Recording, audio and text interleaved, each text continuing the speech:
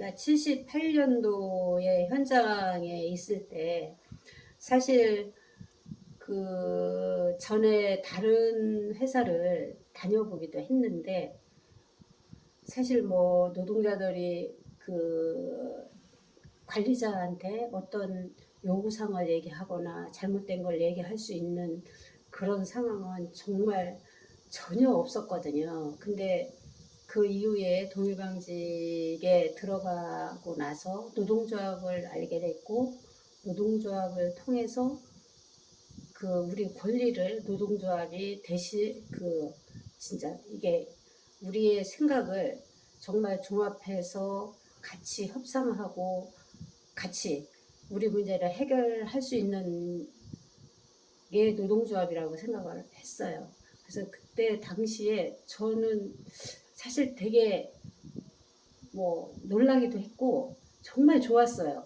아, 우리도 이야기를 할 수 있는 이런 노동조합이라는 게 있구나. 그리고 우리가 단결만 하면 정말 이게 기업주하고 대등한 입장에서 협상도 할 수 있겠다. 그런 생각을 하게 됐죠. 그래서 이제 그때부터 산업선교의 그 그룹 활동을 노동조합에서 다 할 수 없기 때문에 그룹을 이제 반 아니면 다른 부서하고 같이도 하게 됐기도 했고, 그래서 이제 그룹 활동을 하면서 뭐 한문 공부 아니면 뭐 꽃꽂이 아니면 그 뭐 요리하는 이런 것도 있었고, 그 이후에는 뭐 노동의 철학, 역사 이런 것들도 공부도 했는데 어쨌든 그런 과정들이 우리한테 처음에는 주어졌어요. 네. 하여간 그 이제 노동조합 활동과 그리고 산업선교회의 도움으로 이렇게 뭐 그룹 활동도 하고 그러면서 노동자로서 그러니까 그 당시에 공순위 공돌이 막 이런 이야기 했었잖아요. 그러니까 그런 비하되고 천시되는 것이 아니라 노동자 이 사회를 바꿔갈 수 있는 노동자로서의 그 당당한 자신감을 노조가 있어서 그런 자신감을 가질 수 있었다. 뭐 이런 말씀이신 거죠. 그렇죠. 그리고 어쨌든 그 노동자 조합을 알고 나서 회사의 관리자나 이런 사람들이 사실 우리를 탄압한다고 생각을 했었는데 실제로 그 사람들이 탄압을 직접 하기도 했지만 그 사람들을 기업주 관리자들을 보호한 거는 결국은 공권력이었어요. 그래서 그 사람들이 어떻게 노동자들한테 저렇게 그 프레임을 씌워서 뭐 빨갱이네 아니면 뭐 어떤 방법으로든 해고 뭐 아니면 그 뭐 심할서 이런 것들을 받아내고 탄압할 수 있었던 거는 결국은 공권력이 기업을 받쳐냈기 때문에 지원하고 공조했기 때문에 가능했던 거라고 생각합니다. 네. 저희들이 인터넷이나 이런 데서 동일방직 치면 제일 먼저 떠오르는 게 뭐 똥물 사건 뭐 이런 게 나오는데요. 뭐 워낙 유명한 사건이라서 대부분의 사람들이 그까지는 알 것 같아요. 그렇게 뭐 똥물을 투척했다. 여성 노동자들에게. 근데 그때 왜 그런 일이 있었나요? 그때 대의원 선거, 지부장 선거, 대의원 선거였어요. 그래서 이제 노동조합에 투표하러 가려고 할 때 그 똥물 투척을 했는데 자기네가 숫자적으로 절대 이길 수 없기 때문에 물리적으로 그렇게 동원을 해서 그러니까 그 남자 조합원들을 그 사수 뭐라 그러지 고용을 한 거죠. 매수해서 그 사람들로 하여금 똥을 뿌리고 탄압을 했는데 사실 공권력하고 직접적으로 맞닥뜨린 거는 그때부터 그 순간부터였어요. 그래서 이제 경찰들이 그때 똥물 사건 있을 때도 어마어마하게 기동대들이 들어와 있었고 사복 형사들도 많이 깔려 있는 상태에서 그 사람들을 보호했어요. 거꾸로 똥을 뿌리는 사람들을 보호해 준 게 결국은 회사와 경찰이었어요. 그러니까요. 이게 노조, 그러니까 한 회사에 노동자들이 모여서 노조를 만들고 또 그 노조 안에서 선거를 하는데 왜 회사 측에서 그 방해를 하고 또 경찰까지 들어와서 그렇게 노동자들 탄압하는 것들을 그냥 보고 있었을까? 사실 참 요즘 사람들은 그 이해가 안 될 거예요. 안 되는데, 어쨌거나 노조를 없앨 수 없다면 회사 말 잘 듣는, 그러니까 수압이 노조로 만들고 싶어서 그랬던 거라고 생각을 하는데요. 근데 수적으로 그렇게 회유가 안 되니까 이 노동조합을 제대로 만들어 가고자 하는 여성 노동자들을 거기에 투표하러 못 가게 막고, 그리고 그 막는 방법 중에 이제 똥물을 뿌리고 이런 게 있었던 거잖아요. 근데 경찰이 거기 들어왔던 것도 이상한 일이지만 어쨌거나 그 들어와 있던 경찰들이 이 똥을 뿌리는 사람들을 막지 않고, 기사에 보면 그리고 그 여성 노동자들이 잡혀갔다라는 이야기가 있거든요.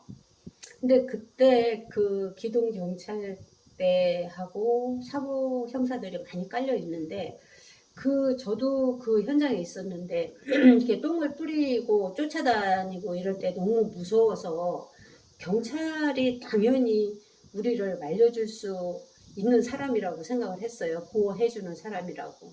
근데 그래서 쫓아가서 말려달라고 막 붙잡고 우리가 정말 사정했는데도 불구하고 그 돌아온 답변은 이 쌍년들아 이따가 말릴 거야 이렇게 얘기하더라고요.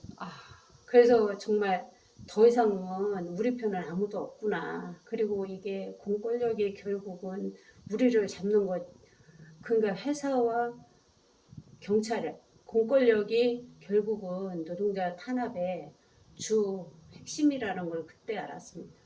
네. 나중에 또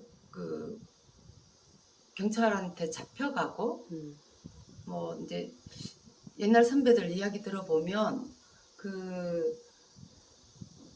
훨씬 세월이 지나서도 다른데 취직을 하려고 해도 취직이 안 되고, 심지어는 경찰이 또 어떻게 다른 이름 빌려서 취직하고 있으면 경찰이 찾아와서 회사에다가 알리고 뭐 그랬다라는 이야기도 들었거든요. 그래서 그때 당시에 그 민주노동조합을 사수하기 위해서 똥물 사건이 있고 나서 명동성당에서 인천 산업선교랑 두 군데에서 단식을 했고 그 장충체육관 노동절에 가서 우리는 똥을 먹고 살 수 없다. 구호를 외치다가 3명이 구려 살고 그래서 나머지는 단식에 들어갔죠. 그래서 우리는 그 단식 13일을 하고 그 종교계 인사들하고 뭐 학계 이런 여러 사람들이 그 회사하고 경찰하고 협상을 해서 복직시켜주겠다. 그래서 단식을 풀고 내려왔는데 사실은 속은 거였어요.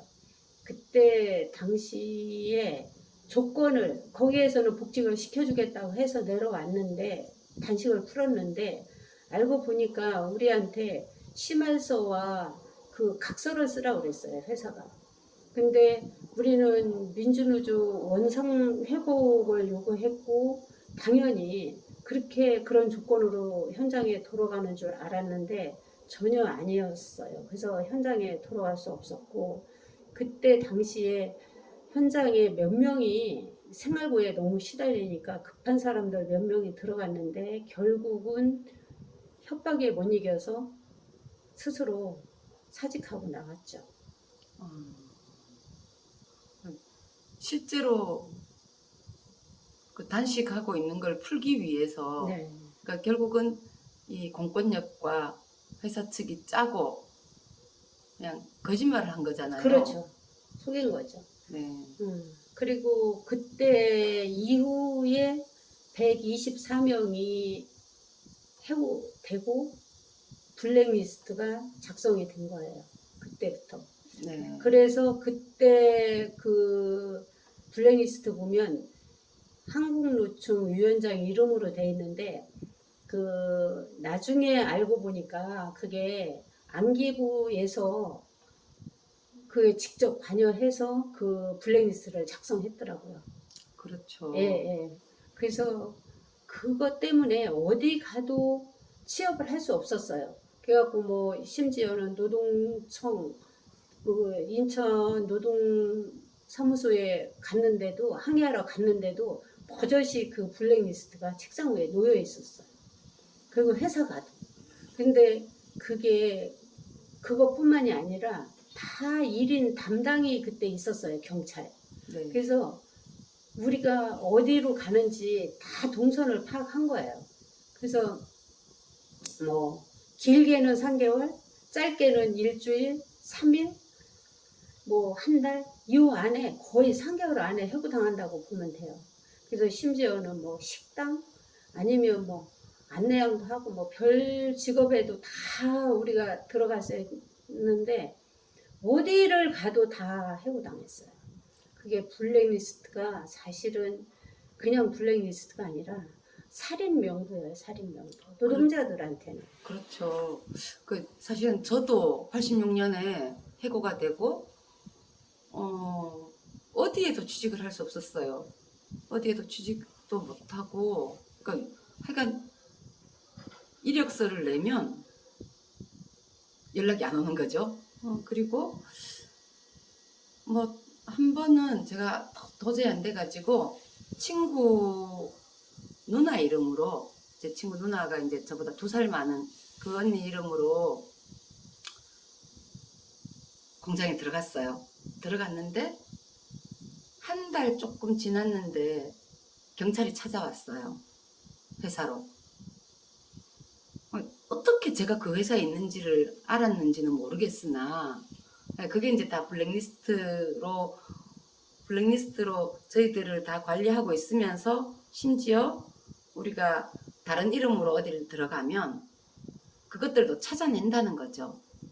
그만큼 경찰이나 뭐 안기부의 그런 정보력들이 노동자를 탄압하는데 아주 집중되어 있었던 것 같아요.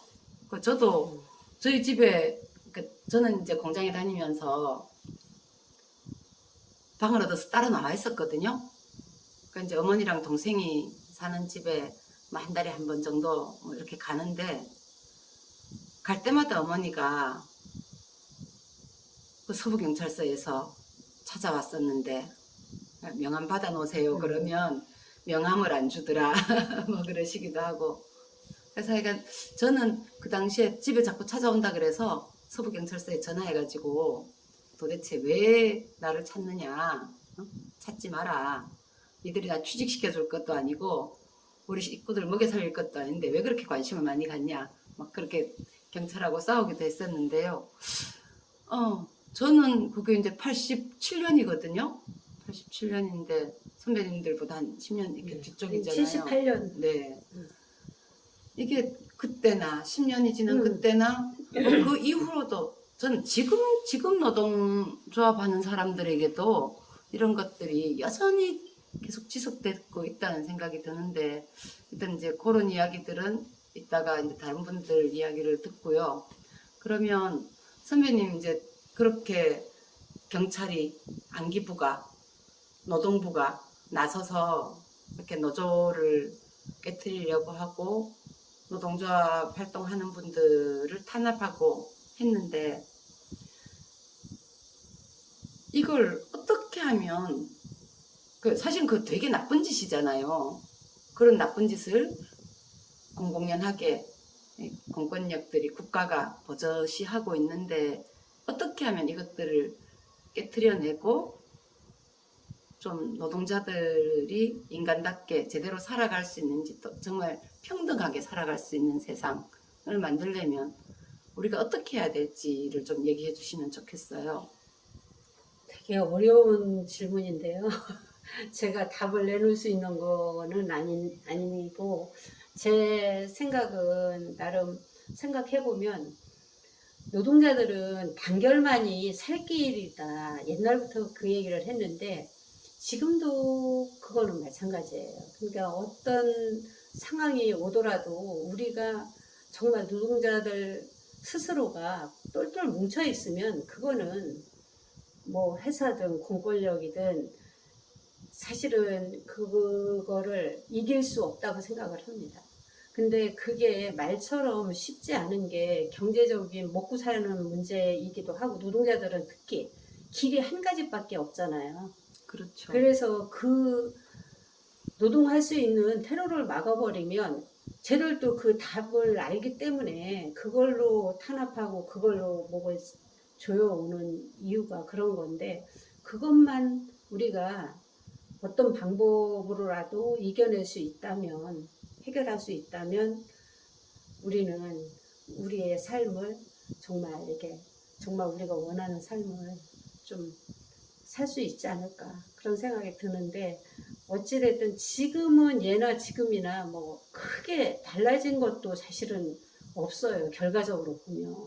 근데 어쨌든 지금은 고도로 노동자들을 탄압하고 해고하고 그야말로 그 노동자들이 뭉쳐있는 그런 부분들을 공권력이나 회사가 뭐 그거는 지금이나 예전이나 어쨌든 흩어놓는 그 분열시키는 그런 작업들을 계속 하고 있는데 그런 것들을 잘 극복했으면 좋겠다 이런 생각이 듭니다. 국가폭력 계속 얘기를 들으셨기 때문에 자담을 한 걸로 알고 있고 그래서 국가폭력의 기본적인 것만 다시 정리하는 의미로 하겠습니다. 네, 여기 평택 가운데가 저기 강정이고요. 왼쪽이 네, 평택 미군기지 확장입니다. 군인들이 있고 가운데는 경찰들이 있습니다. 그다음에 오른쪽은 용산인데요. 용산은 이제 특수기동대가 도심 한복판에 있는 거죠. 경찰의 특수부대라고 하는 특수기동대가 있습니다.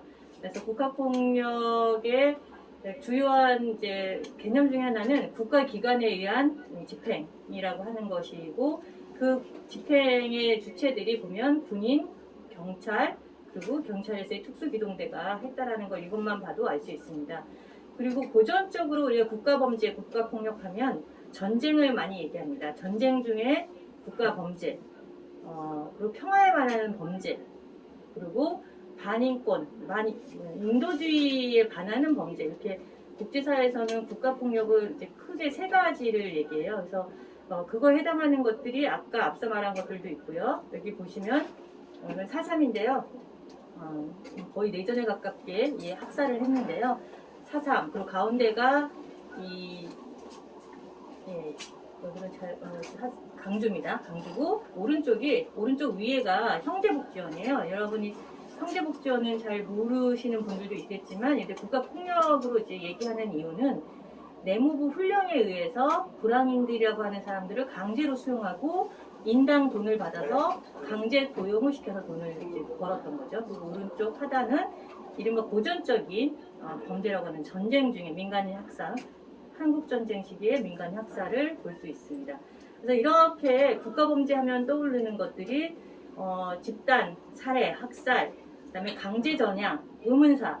오늘 이제 뭐 얘기 나오겠지만 노동운동에서의 이제 노조 활동했다고 의문사 당하는 경우가 굉장히 많았습니다. 강제 실종, 고문, 구금, 강제 불임, 뭐 아까 여기 안 나왔지만 어쨌든 소록도에서 강제로 한센병에 걸린 사람들을 모아다가 강제 불임을 시킨 적이 있습니다. 그리고 강제 임신, 이거는 이제 한국에서는 좀 없지만 다른 나라에서 부족 간 싸움이라고 하죠. 내전 경우에 이제 일부러 강제 이제 강간을 하고 강제 임신을 시키는 그런 경우가 굉장히 많습니다. 이제 아프리카나 뭐 그런 경우에 이제 부족 간의 싸움 속에서 그 내전이 그런 방식으로 하는 경우가 많고요. 강제 수용. 아까 말했던 형제복지원 같은 게 강제 수용이죠. 강제 격리, 소록도의 한센병인들, 그다음에 강제 이주가 있습니다. 그리고 뭐 재산 같은 게 굉장히 많은데요. 이런 국가 폭력이 한국에는 그러면 없는 것처럼 보이지만 한국 전쟁 이후에도 많다는 걸 아까 봤습니다. 그래서 국가 폭력은 국가 권력의 행사에서 불법적으로 국민의 권익을 침해하는 것을 보통 얘기합니다. 그런데 학자에 따라서는 국가 폭력을 그냥 국가 권력과 동일하게 보기도 합니다. 뭐냐면 권력은 계급 지배에 의해서 만들어지기 때문에 권력 자체가 폭력적이다 이렇게 이제 보기 때문에 국가 폭력과 국가 권력을 같은 거로 보는 경우도 있습니다. 근데 어쨌든 일반적으로 국가 폭력 범죄는 이제 불법적으로 이건데요. 불법적이냐 아니냐에 대한 논쟁은 여전히 있고 지금은 불법이냐 아니냐가 중요하다고 생각하지는 않습니다. 이제 국제사회에서. 왜냐하면 이제 나오겠지만 다시 더 설명하겠지만 나치 시대의 학살은 다 합법적으로 했습니다. 법을 다 만들었습니다. 그래서 합법이냐 불법이냐가 중요한 게 아니라 반인도적으로 했느냐, 반인권적으로 했느냐 이런 것이 더 중요하다는 겁니다. 그래서 보통 국가폭력의 범죄는 외부에서 볼 때 국가 적용이 과정 속에서 이뤘다. 아까 말했던 미군 기지를 확장하는 국책 사업이죠. 그런 국가 권력의 작용 과정에서 이루어졌다. 혹은 이제 노동 그다음에 국가의 업무를 담당하는 정치인이나 공무원들 이에 준하는 사람들이 하는 것. 그리고 이제 유형의 권력 작용, 아까 어떤 경찰, 뭐 군인들 이런 권력 작용을 통해서 만들어지는 형법상의 범죄 행위. 이제 예를 들면 뭐 직권남용, 예를 들면 기무사 사찰 이런 게 직권남용이죠. 형법상의 범죄 행위에 준하는 불법 행위 이렇게 얘기를 하고 그것으로 인해서 개인에게 정신적, 육체적, 재산적 피해를 줬다. 이런 것들을 국가폭력 범죄라고 합니다. 근데 학자에 따라서는 국가폭력과 국가범죄를 달리 보기도 합니다. 하지만 우리는 그냥 이게 형법에 어긋나냐 안 났냐가 중요한 게 아니라 왜냐면 법에 합법으로 될 수도 있기 때문에 아까 이 나치 학살처럼 그러기 때문에 그리고 박정희 시대 때도 이 유신 체제 속에서 합법적으로 계엄령을 내리고 국가보안법으로 합법적으로 인권을 침해했기 때문에 합법은 중요하지 않습니다. 그래서 국가 범죄냐 국가 폭력이냐라는 부분을 최근에 와서는 많이 하지는 않습니다. 근데 행정학을 하시거나 이런 경우에는 그걸 구분하는 경우도 있고 이런 것들이 이제 소송 과정에서 사실은 국가 폭력이 국가 범죄로서 확인되는 그런 일들 그런 방식으로 돼가고 있습니다. 법에 의한거나 법적 절차를 거치지 않거나 또는 입법 과정에서 국민의 대의가 반영되지 않은 법에 근거한 이런 국가기관의 민간인에 대한 폭행, 폭언, 인신적인 통제와 감시, 또 사상검열, 아까 했던 국가보안법 같은 거죠. 이사표현의 억제 이런 것들을 다 국가폭력으로 하고 있습니다.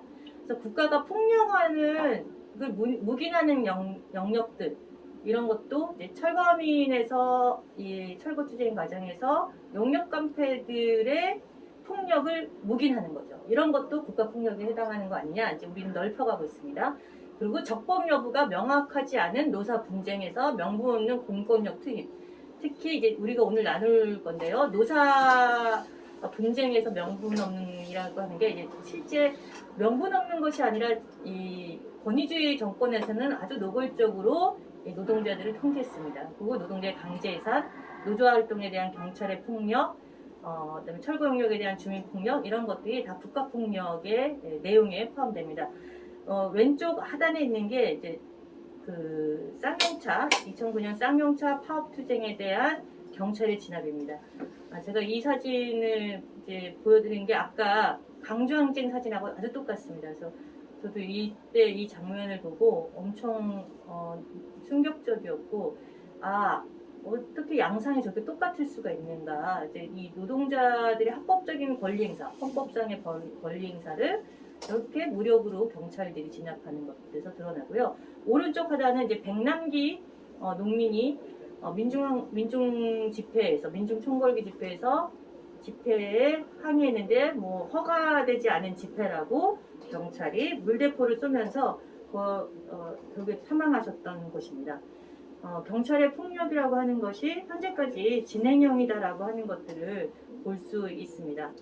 그래서 폭력을 양기하는 구조는 뭐 이제 아시겠지만 법과 정의에 기반하지 않은 국가기관, 이제 안기부, 경찰, 검찰 다 법에 있는데요. 이렇게 얘기하실 수 있지만 아까 어떤 정의라고 하는 걸 집어넣었던 이유는 법만으로 얘기해서는 안 된다. 정의로우냐라고 하는 우리는 그 기본을 넣어야 한다라는 거고요. 그다음에 그런 국가기관이 남용적인 권한 행사, 경찰이 국가헌법권을 남용하는 거, 표현의 자유에 대한 억압, 차별적이고 자의적인 권리 행사 이런 것들을 이제 그 남용하기 때문에 국가폭력이 야기합니다. 그다음에 사회적 소수자에 대한 차별 관행. 아까 불황인이라고 내무부 훈령, 박정희 정권이 내무부 훈령 410호를 발의해서 껌파리 하는 사람, 구두 닦기 하는 사람, 집이 없는 사람 다 잡아들이라고 했어요.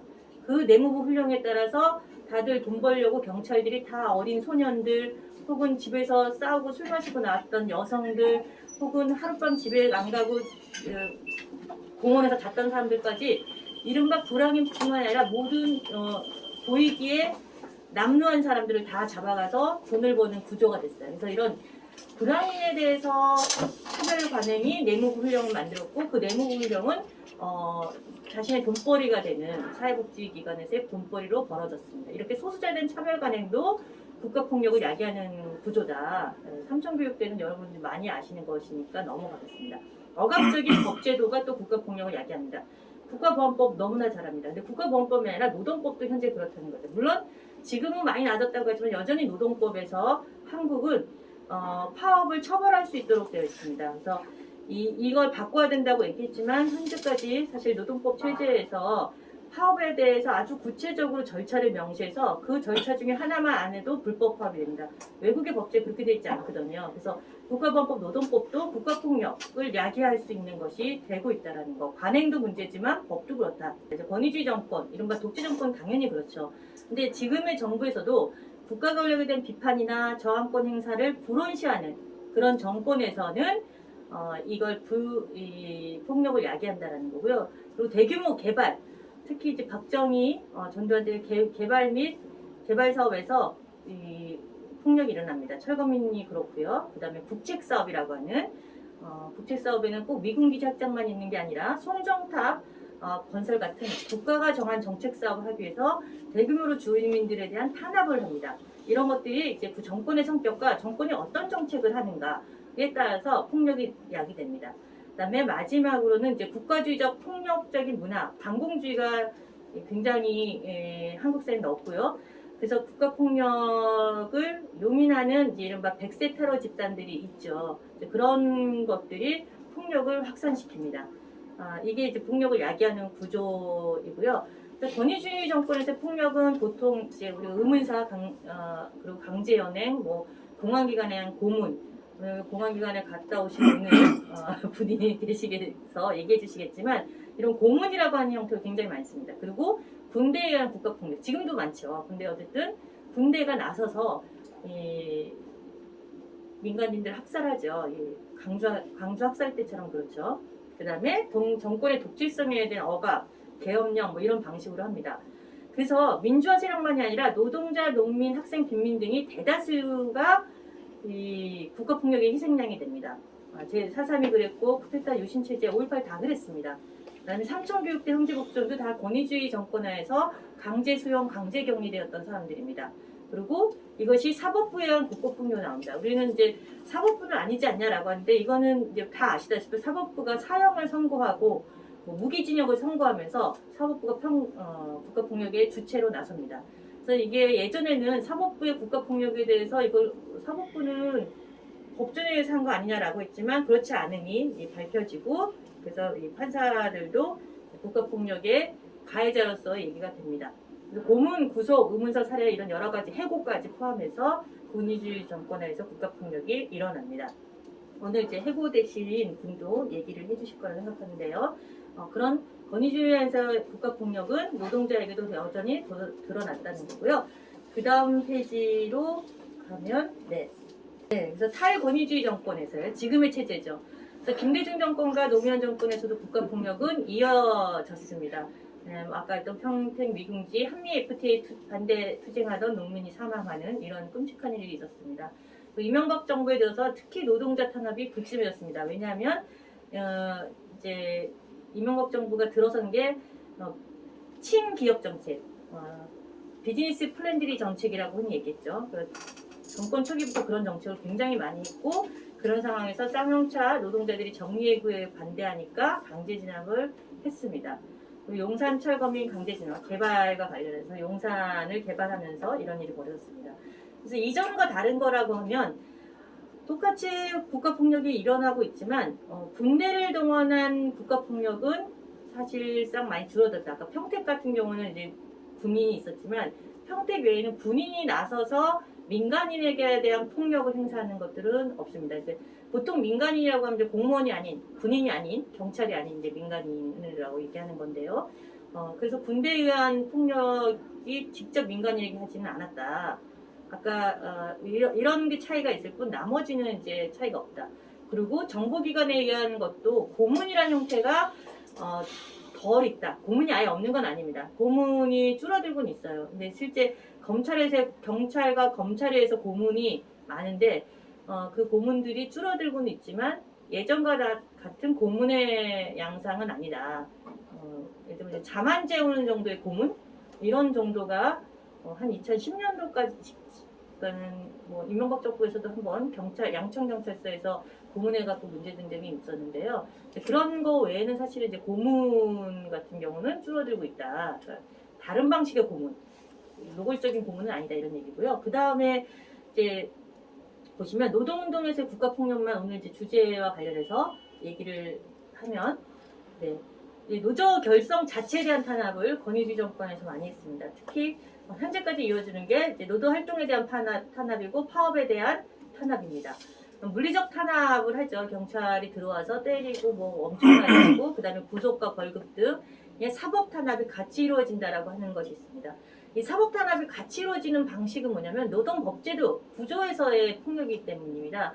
노동법도 그렇고 우리 한국에서 이제 우리는 노동법원을 따로 만들어야 한다는 얘기를 지금 뭐 몇 년 동안 했는데 안 됐어요. 왜냐하면 여러분 윤석열 보셔서 아시겠지만 검찰들이 기본적인 인권에 대한 인식이 없습니다. 노동권에 대한 인식도 없기 때문에 검찰의 기소는 그냥 파업하면 불법이라고 머릿속에 있어요. 헌법상 권리 이런 거 없습니다.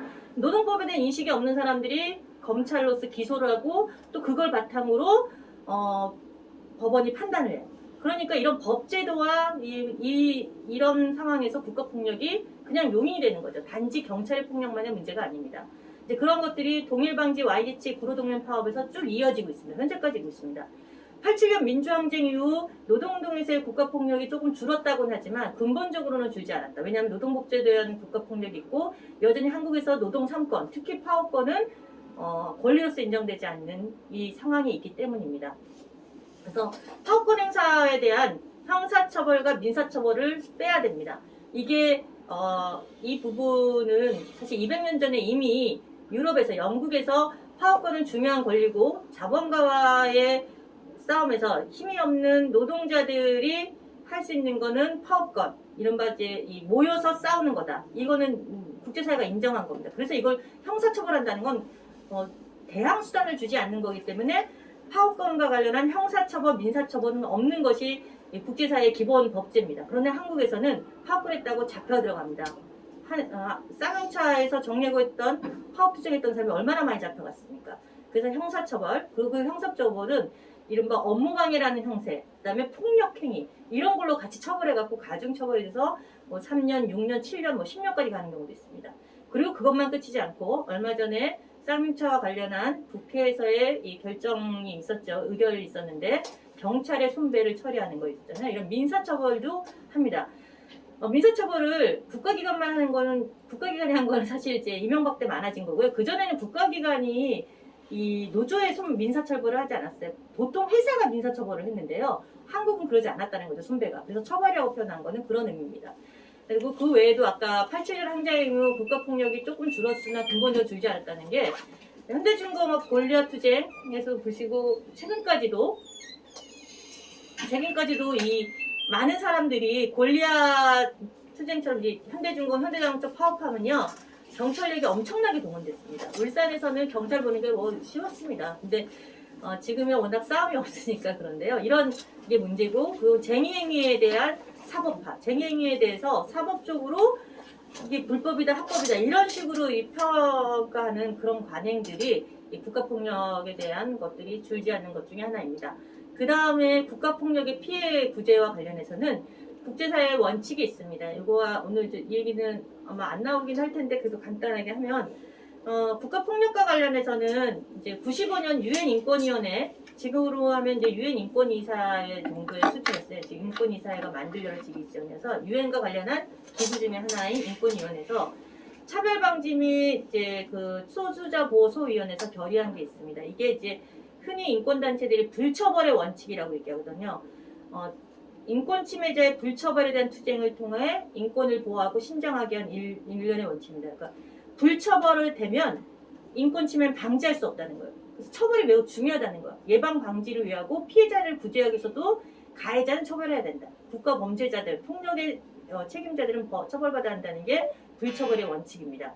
그래서 불처벌의 원칙은 크게 이제 9가지로 있는데 9가지가 우리의 내용하고 큰 차이가 없습니다. 예를 들면 피해자만이 아니라 국민 전체가 진실을 알아야 된다. 우리 진상규명하는 이유는 피해자만 아는 것뿐만 아니라 전체가 알아야 된다. 그 다음에 공정한 조사위원회가 구성이 돼야 되고 그걸 통해서 활동해야 된다. 이제 의문사 진상규명회나 진화이나 이런 것들이 이제 구성이 되는 거죠. 그리고 진상조사 기록을 보존하고 공개해야 한다. 공개해야지 이런 일이 있었던 걸 알잖아요. 그리고 책임자 처벌을 한다. 그다음에 국제법원 및 외국법원의 관할권을 보장돼야 된다. 나치 학살 같은 경우는 이제 국제법원에서 했었죠. 이런 것들이 보장이 돼야 한다. 그다음에 공소시효 좀 오다가 말았는데요. 나중에 고쳐드리겠습니다. 공소시효와 이런 것들 없애야 된다. 국가폭력엔 공소시효가 없다. 이런 거고요. 그다음 그 범죄자들은 사면하면 안 된다. 이거고요. 국가의 배상 의무, 그다음에 국가의 책임 인정 이걸 해서 공식 기록해야 된다. 이런 거랑 그다음에 간변 폭력 집단 해체 이거 되게 중요한데 우리 한국에서 이게 제대로 안 돼가지고 이 백색 테러 집단 같은 이런 것들이 많이 있습니다. 그다음에 비상입법과 비상법원 같은 거는 없어져야 한다 이런 거고요. 이거와 관련한 게 95년에서 계속 이 불처벌의 원칙으로 이제 인권에서 중요한 원칙인데 이거와 관련한 거 외에 추가된 게 2005년에 20년 후에 만들어졌습니다. 이거는 국가폭력 피해자 권리 구제에 대한 기준입니다. 그래서 폭력의 피해자들이 권리를 구제받는 것이 되게 중요하다. 그래서 피해자의 권리를 95년 권리보다 더 자세하게 2005년에 만들었습니다. 이걸 바탕으로 한국 사회에서도 이제 이 과거사와 관련한 5대 원칙이 있습니다. 그게 진상조사, 명예회복, 책임자 처벌, 피해발상, 정신개선 이렇게 5가지가 보통 국가폭력의 피해 구제와 관련한 원칙이고 진화이나 문사 진상규명에서 이제 이런 걸 방식으로 했습니다. 그래서 마지막으로 어쨌든 노동운동에서의 국가폭력을 2012년 대선 때는 그래도 좀 노동법원에 대한 얘기도 굉장히 많이 했고 노동검찰 뭐 이런 얘기 많이 했는데 지금 아직 그게 되고 있지 않습니다. 그래서 노동법의 개선과 그다음에 경찰 개입의 근거를 제한하는 이런 경찰법을 제한하는 개선하는 게 필요합니다. 그리고 파업권 행사에 대한 형사처벌, 민사처벌 이거는 국제사회의 권고기도 합니다. 없애는 것도 법제에서도 필요하고요. 그리고 과거 국가폭력으로 해고된 노동자의 권리를 회복하는 것도 되게 중요합니다. 복직과 국가배상인 거고요.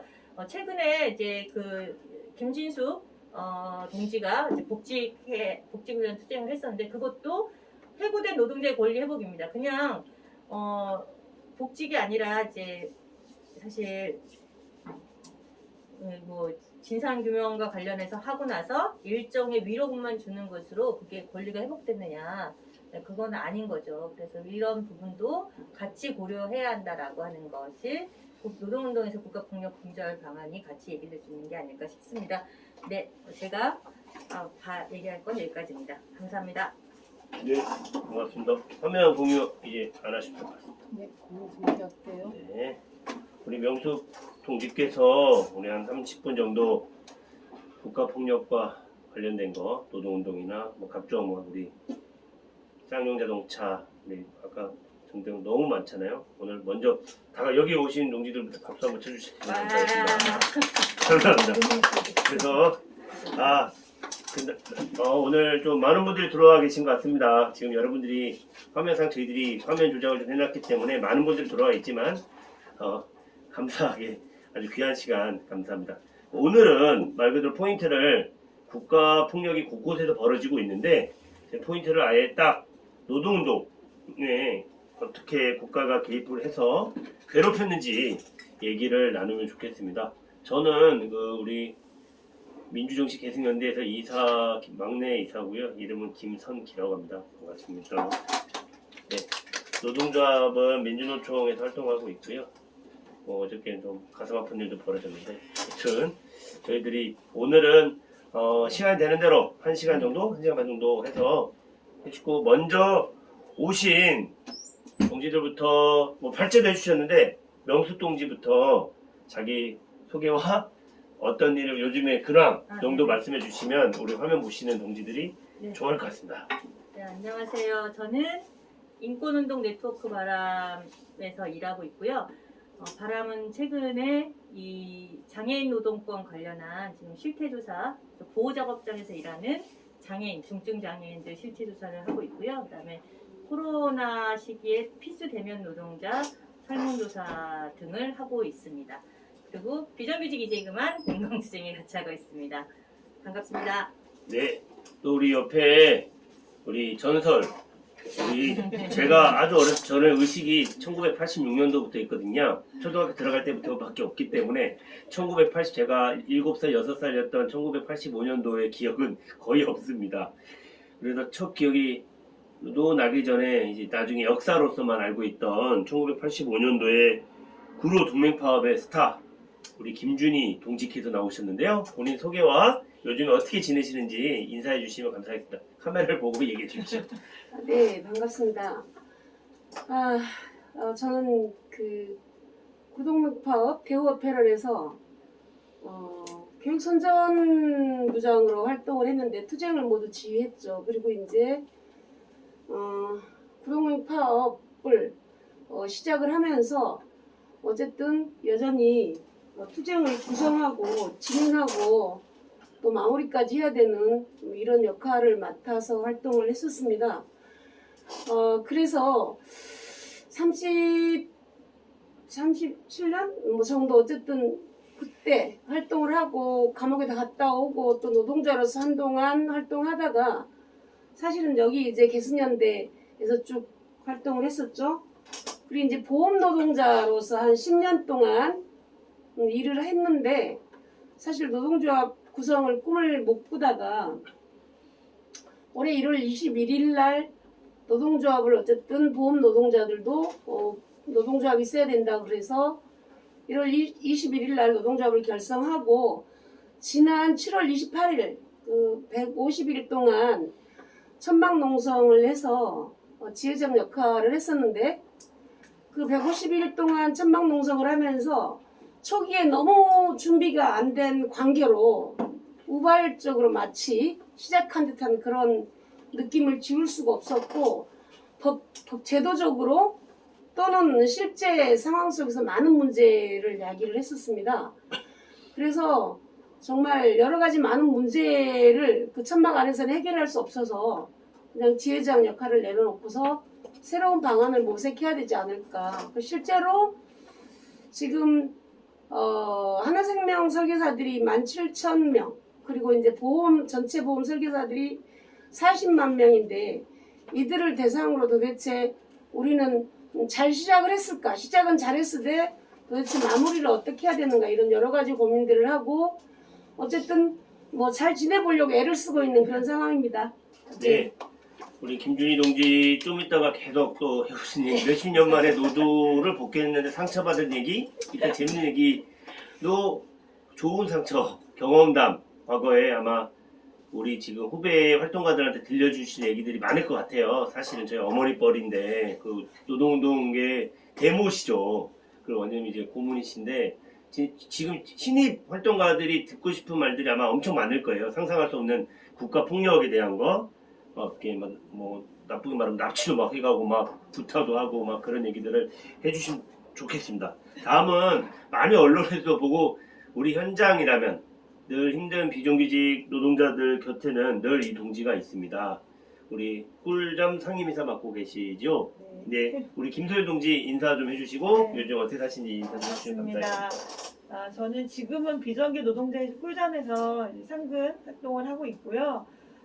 또 아시겠지만 기흥전자 비정규 수행을 긴 시간 진행을 했고 최근에는 법적인 것이 거의 이제 마무리되는 그런 상황입니다. 다들 잊고 계셨을지도 모르는데. 그래서 꿀잠에서는 노동자들이 언제든지 와서 밥도 먹고 잠도 자고 투쟁 이야기를 나누는 그런 공간이거든요. 그래서 그런 활동들 하고 있고 최근에 코로나 때문에 많은 분들이 또 투쟁도 많이 위축되게 됐어요. 그래서 쉼터를 많이 이용하지는 못하시는데 대신에 또 거리에서 뭐 걷기 행진도 있고 여러 가지 있는 속에서 외부에 많이 나가는 그런 또 활동들도 함께 하고 있습니다. 그래서 오늘도 건강보험보기센터 지부 동지들이 청와대행진 진행을 했거든요. 그래서 거기에서 함께 간식도 나누고 전일적은 못 걸었지만 좀 걷고 이 자리에 함께 하고 있습니다. 맞습니다. 네, 사실 이 자리에는 오늘 동일방직 선배님들도 오시기로 돼 있었고 우리 말씀하신 건강보험센터 우리 공공노조 비정규직 동지들도 참석을 해야 하나 여러 사정으로 오질 못했고 늘 현장에 있는 활동가로 지내시는 명숙 동지, 80년대 스타 우리 김준희 동지, 2000년대 우리 기륭전자 우리 구로구에서 금천군가요? 항제구역상은 우리 기륭전자 투쟁할 때 제일 고생하셨다 우리 김소연 동지가 편안하게 얘기를 나누는 시간이 됐으면 좋겠습니다. 그래서 얼마나 제가 먼저 우리 김준희 동지께 좀 같이 얘기 나누고 싶은 게 사실 저도 인터넷 검색해서 구로동맹 파업이 몇 년도부터 어떻게 시작이 됐고 어떻게 파업이 종료가 됐냐까지 어제 좀 살짝 보고 왔거든요. 누가 해고가 돼서 그걸 좀 이 유튜브를 보거나 이 영상을 보는 분들 젊은 사람들도 많기 때문에 구로동맹 파업이 마치 옛날 얘기처럼 들릴 수 있을 텐데 어떻게 이렇게 파업에 구로동맹 특정한 사업장이 아니라 구로동맹 파업이라고 명명을 하고 여기 기륭전자 투쟁이라고 하는데 그 당시에 소위 말하면 연대 파업이라고 저는 알고 있는데 구로동맹 파업이 어떻게 시작이 됐고 대충 이렇게 경과 정도를 진행이 됐으면 좋겠습니다. 그 다음 또 제가 또 여쭤볼게요. 네네. 구로동맹 파업은 구로동에 있는 노동조합들이 일단 그 80년 군부독재, 전두환군부독재가 들어서면서 70년대 민주노조가 다 각계 격파당하게 됩니다. 그래서 이제 80년대, 이제 84년도에 그 국회의원 선거를 통해서 유화국면이 조성이 돼요. 이럴 때 이제 민주노조를 만들어보자. 그런데 70년대처럼 각각의 노조들을 하면 또 각각의 격파를 당할 수 있으니 이제는 우리 전체적인 노동자 계급적으로 준비를 좀 해보자. 이래서 아예 준비 단계 때부터 각각의 노동조합들이 연대활동을 하기 시작합니다.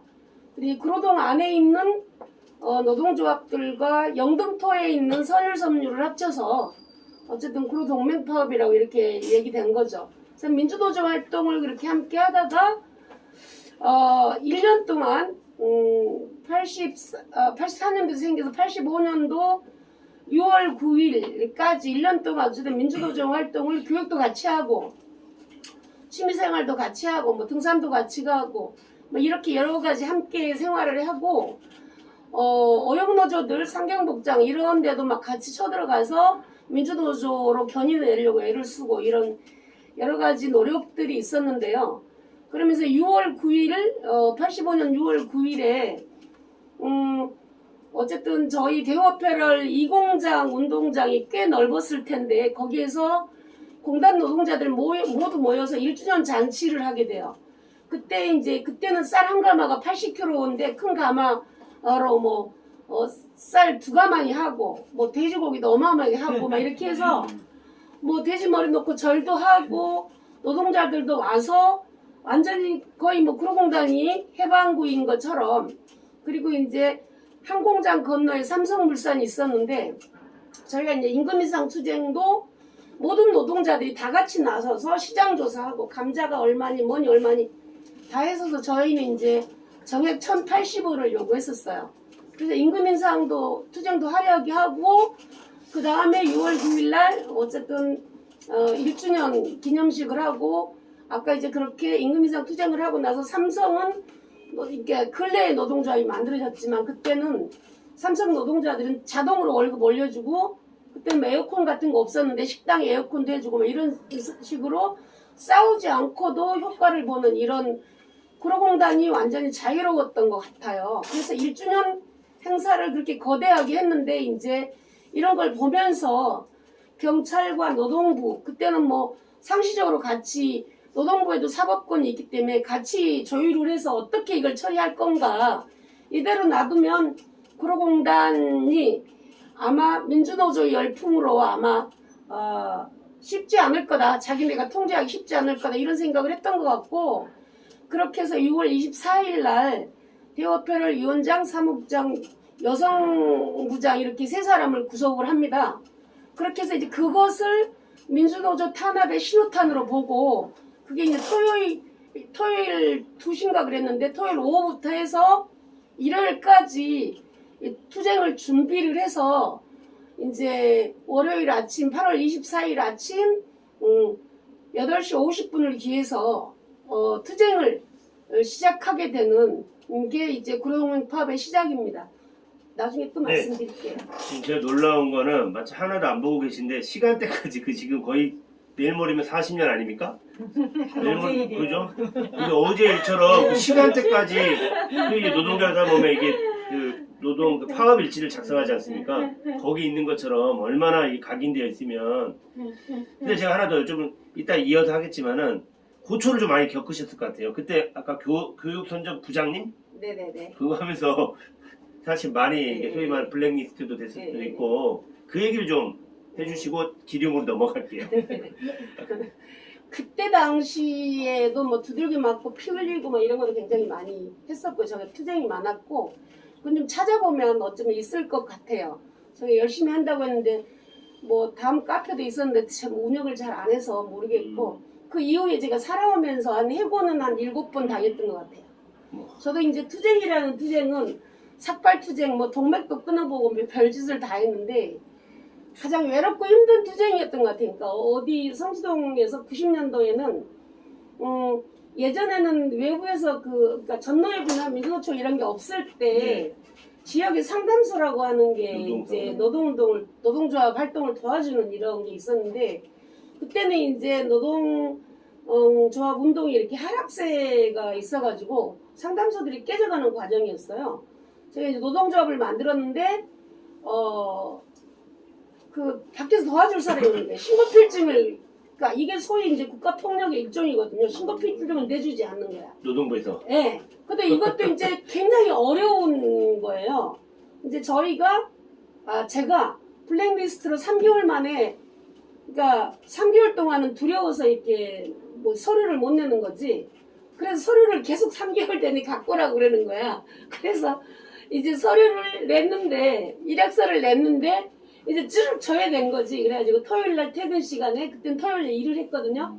토요일 퇴근 시간에 나들 존말로 할 때 그만두라는 거야. 그래서 이제 그 3개월 만에 그때는 그 노동조합 이미 활동을 하려고 토요일에 이제 그만두라고 하길래 내가 기숙사를 탁 타고 올라가가지고, 저는 이제 외부에서 다녔는데 기숙사 타고 올라가지고 나한테 해고 통지가 왔다. 그러니 어디서 모이자 이래가지고 모여가지고 이제 싸움을 준비를 해서 월요일날 이제 거기 한 120명 정도 되는 사업장이었어요. 1층에 있는 사람 2층이 다 모이라고 해서 노동조합을 만들었는데 신고필증을 신고를 못 하는 거예요. 그래서 이제 저희가 한 하루 이틀 이렇게 파업을 하다가 결국은 이제 힘에 딸려서 제가 이제 쫓겨나게 되는 상황이었는데, 이제 화장실 좀 갔다 오겠다고 해서 이대로 쫓겨나면 안 될 것 같더라고요. 그래서 그때도 안경을 꼈는데 안경을 풀려서 동맥을 끊고 막 피를 가지고 들어갔더니 한 15명 정도 이대로는 물러날 수 없다 그래서 같이 나왔던 이런 기억도 있고요. 그래서 동맥을 끊는 싸움. 그 다음에 이제 또 청계노조 영신분해라는 걸 만들어서 그때 한 150명 되는 사업장이었어요. 그렇게 했는데 이제 거기 지금은 산별이 한인데 그때는 산별노조를 만들어 보겠다고 150명 되는 사업장 그냥 할 걸 굳이 청계노조에 들어가서, 그때는 청계노조 이러면 완전히 사람들이 그냥 쌀벌했던 그런 곳인데, 어쨌든 청계노조 영신분해를 만들어서 또 거기도 해고 똑같이 3개월 블랙리스트 때문에 잘려서 그렇게 하다가 노조 만들어서 그때 영신 분해를 만들었어요. 그 분해장 하다가 거의 싸움을 한 거기도 거의 1년 가까이 있을 것 같은데요. 그렇게 해서 삭발투쟁하고 혈사투쟁하고 쌩 난리 부스 치다가 결국은 거기도 되고 뭐 결국 마무리하고 공장 2개 말아먹었네요 벌써. 본인 때문에 사장님 되게 싫어하셨겠습니다. 그래서 뭐 기타 등등 뭐 들어갔다가 나오고 메이데이 투쟁하고 나서 목소리 씻어 들어가면 조사당해서 쫓겨나오고 뭐 이런 것도. 그래서 참 해고도 많이 당하고 뭐 연행도 많이 되시고 그쵸. 구속 경험은 네. 없으신 거예요? 구속 그거 하시면서. 경험은 이제 한 번은 구룡령 파업으로 10달 살고 아이고. 2년 집행유예 나왔고요. 많이 살았죠. 뭐 거리 투쟁, 메이데이 투쟁 하다가 잡혀가서 그때는 막 강제로 쫓아내는 거야. 학출들이 다 나가니까. 이 노동자인데 네가 왜 안 나가? 그렇게 아주 강제로 막 도장 찍기 해가 단성을 도장 찍기 해서 한 달 만에 나오고 뭐 이런 경험도 있어요. 그럼 그게 아마 60항쟁 직전에 도장 나와가지고 찍는다는 게 뭐예요? 사직서에도 단성문에다가 강제로 찍는 거예요. 내가 잘못해서 내가 잘못했다. 예. 일종 전향서네요? 예. 그렇죠. 요즘 왜 전향서네요? 노동운동을 안 그때는 하겠다. 이제 노동운동 안 하겠다. 학생들하고 그런 거는 다르고 그냥 어쨌든 거리에 투쟁한 게 잘못됐다. 아, 그래서 네.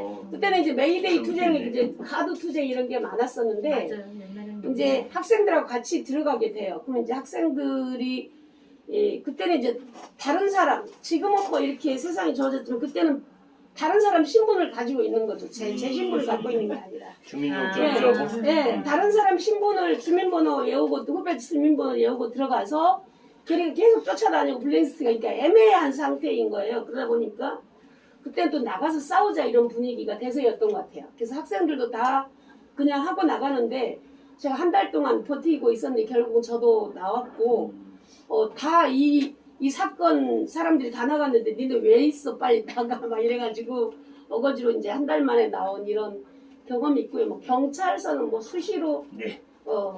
그럼 대우 오페레이터는 어떤 일 하셨어요? 그 옷 만드는 회사죠? 대오페라는 종로. 엄마한테 일사했어요. 한 그때까지 종로. 제가 그 미신 경력이 한 8년 정도 돼요. 그래서 이제 그때도 사실은 되게 A급 미싱사였던 그래서 제일 어려운 공정을 했는데 한 뭐 제가 열심히 일을 해서 옆에 사람 또 같이 나눠서 이렇게 하고 그때는 저희 이렇게 메스체크기라는 게 있었거든요. 지금은 도대체 이해할 수 없지만 일본에서 만들어진 탁탁 누르면 하나 하고 탁 누르면 하나 탁. 있지. 그 미신 예, 화장실도 못 가고 그 이렇게 컨베이어 벨트는 아니지만 앞으로 흐르는 통이 있어요. 그래서 흐르면 뒤에서 앞에서 받아하고 막 이런 공정을 그래서 지금도 이제 옷을 하나 만들면 전 그거를 다 레이아웃이라 그래요. 이렇게 미싱을 쭉 넣는 방식인데 공정을 다 짤 수 있는 이런 실력을 가지고 있죠, 사실. 거기 첫 직장이셨어요? 첫 직장이 거기가 8년 차니까 원래 이제 17살 중학교 졸업하고 서울에 와서 이제 부산에 가서 부산의 대우 실업에서 한 부산 4, 5년 어쨌든 거기서 있었어요. 그래서 이제 대우 실업에서 이렇게 그 검정고시 공부하다가 원래는 거기에 이제 부산 진여상이라고 하는 그 야간 특별학급에 가려고 갔는데 6개월밖에 안 된 거야. 6개월밖에 안 돼서 그거 하려면 이제 6개월 이상이 돼야 되는데 10월 18일 이렇게 입사를 했으니 12월 달 학교 가려니까 안 되는 거죠. 그래서 1년 뒤에 가려고 했더니 안 되는 거야. 실컷 놀다가 이제 검정고시 학교에 다니다가 이제 대우 사보가 있으니까 맨날 서울을 그리워하는 거예요. 다시 공부해야겠다. 이제 저 너무 치락거리만 하고 살았어요. 이렇게 검정고시반 반장하고 막 이랬거든요. 그래서 막 이렇게 너무 치락거리만 하다가 내 공부하러 가야지 그러다가 다시 서울에 오게 된 서울에 와서 대우 원림산업이었어요. 대우 그룹. 그래서 원림산업 갔다가 제가 좀 있으니까 대우 어페럴로 바뀐 거죠. 알겠습니다. 일단 하시고 또 일단 재미난 얘기 좀 많이 들려주세요. 그 다음에 이제 아마 2010년대죠. 우리가 기륭전장 한창 싸울 때가 제가 10년도가 11년도 맨날 연대하러 가고 개똥 하는데 우리 김소연 당시 분회장님이셨어요. 그때 저는 기억이 남는 게 우리 송 시인께서 올라가시고 우리 포크레인에서 막 위에서 단식하시고 그랬던 기억이 납니다. 아마 지금 공장터는 없어졌을 것 같고 우리 김기룡 당시 분회장님께서 기름전자 얘기 좀 해주셨으면 좋겠어요. 이제 벌써 20년이 지나가고 거의 20년이잖아요. 20년은 안 됐지만 11년, 12년 됐는데 그때 얘기 좀 뭐 좀 해주고 싶은 얘기를 좀 들려주세요. 이게 영상 보는 분들은 잘 모를 거거든요. 김기현 선배님도 맞아요. 날짜와 시간을 정확하게 말씀하시잖아요. 저희도 파업 들어간 시간과 노동자 만든 날짜와 시간을 정확히 기억하고 다른 건 다 잊어버려도 기름전자는 이제 구로공단에 있고 대우플도 구로공단에 있는데 구로공단에 있고 그 97년 IMF 때 다 아시겠지만 파견법 정리요구법 통과시켰잖아요. 그리고 98년 7월 1일부터 그게 시행이 됐는데 그 구로공단은 그 파견 노동자들을 막 고용하기 시작한 게 2002년이에요. 2002년 뭐 1월 이때부터 이제 고용을 시작하게 됐고 처음 만들어진 회사가 휴먼닷컴이라는 파견 업체였고 1호 파견 업체에 제일 처음으로 파견 노동자를 고용하기 시작한 게 기름전자였어요. 그리고 기름전자는 국내에서 보면 그 문호조 정치 오랫동안 했던 그 업체 중에 하나예요. 구로공단에 특히 학생운동 출신이던 무슨 뭐 고등학생운동 출신이던 구로공단 여기는 꼭 노조 만들고 싶다라고 했던 데 중에 하나. 근데 끝내 못 만들었었어요. 그랬는데 이제 비정규직을 이렇게 쓰면서 별로 신경 안 쓴 거죠. 저도 2002년도에 입사를 하게 됐는데 어쨌든 그때 이제 일을 시작했고 노동조합이 2005년도에 만들어졌어요. 다들 정규직의 경험만 갖고 있던 분들이 말도 안 되는 차별과 똑같이 일하는 임금도 다르고 인사도 안 받고 음식 시켜주는 것도 정규직 비정규직 다르고 뭐 이런 것들 분노하고 특히 일상적인 해고가 굉장히 심각했고요. 뭐 3등 노동자 취급을 받았으니까요. 그래서 노조를 만들어야겠다 생각을 했었는데 사람이 이중률이 워낙 높으니까 과연 노조에 가입을 할까? 좀 잘 보여서 하는 계약직이라도 해야지 뭐 이런 분들도 상당히 있었고 근데 저희의 이제 잘못된 판단이었죠. 사실은 계속 해고를 보면서 우리 회사는 노조가 필요해 이런 생각을 갖고 있었던 것 같고 준비 모임을 통해서 2005년 7월 5일 날 2005년 7월 5일 날 아침 10시에 막 조용조용 주변 사람한테 얘기해서 어디로 모여라 이렇게 해서 제가 일했던 2층에 딱 모였는데 거의 기적 같은 일이 일어나서 한 150명 넘게 사람들이 모였고 모인 사람들 다 가입원서 썼어요.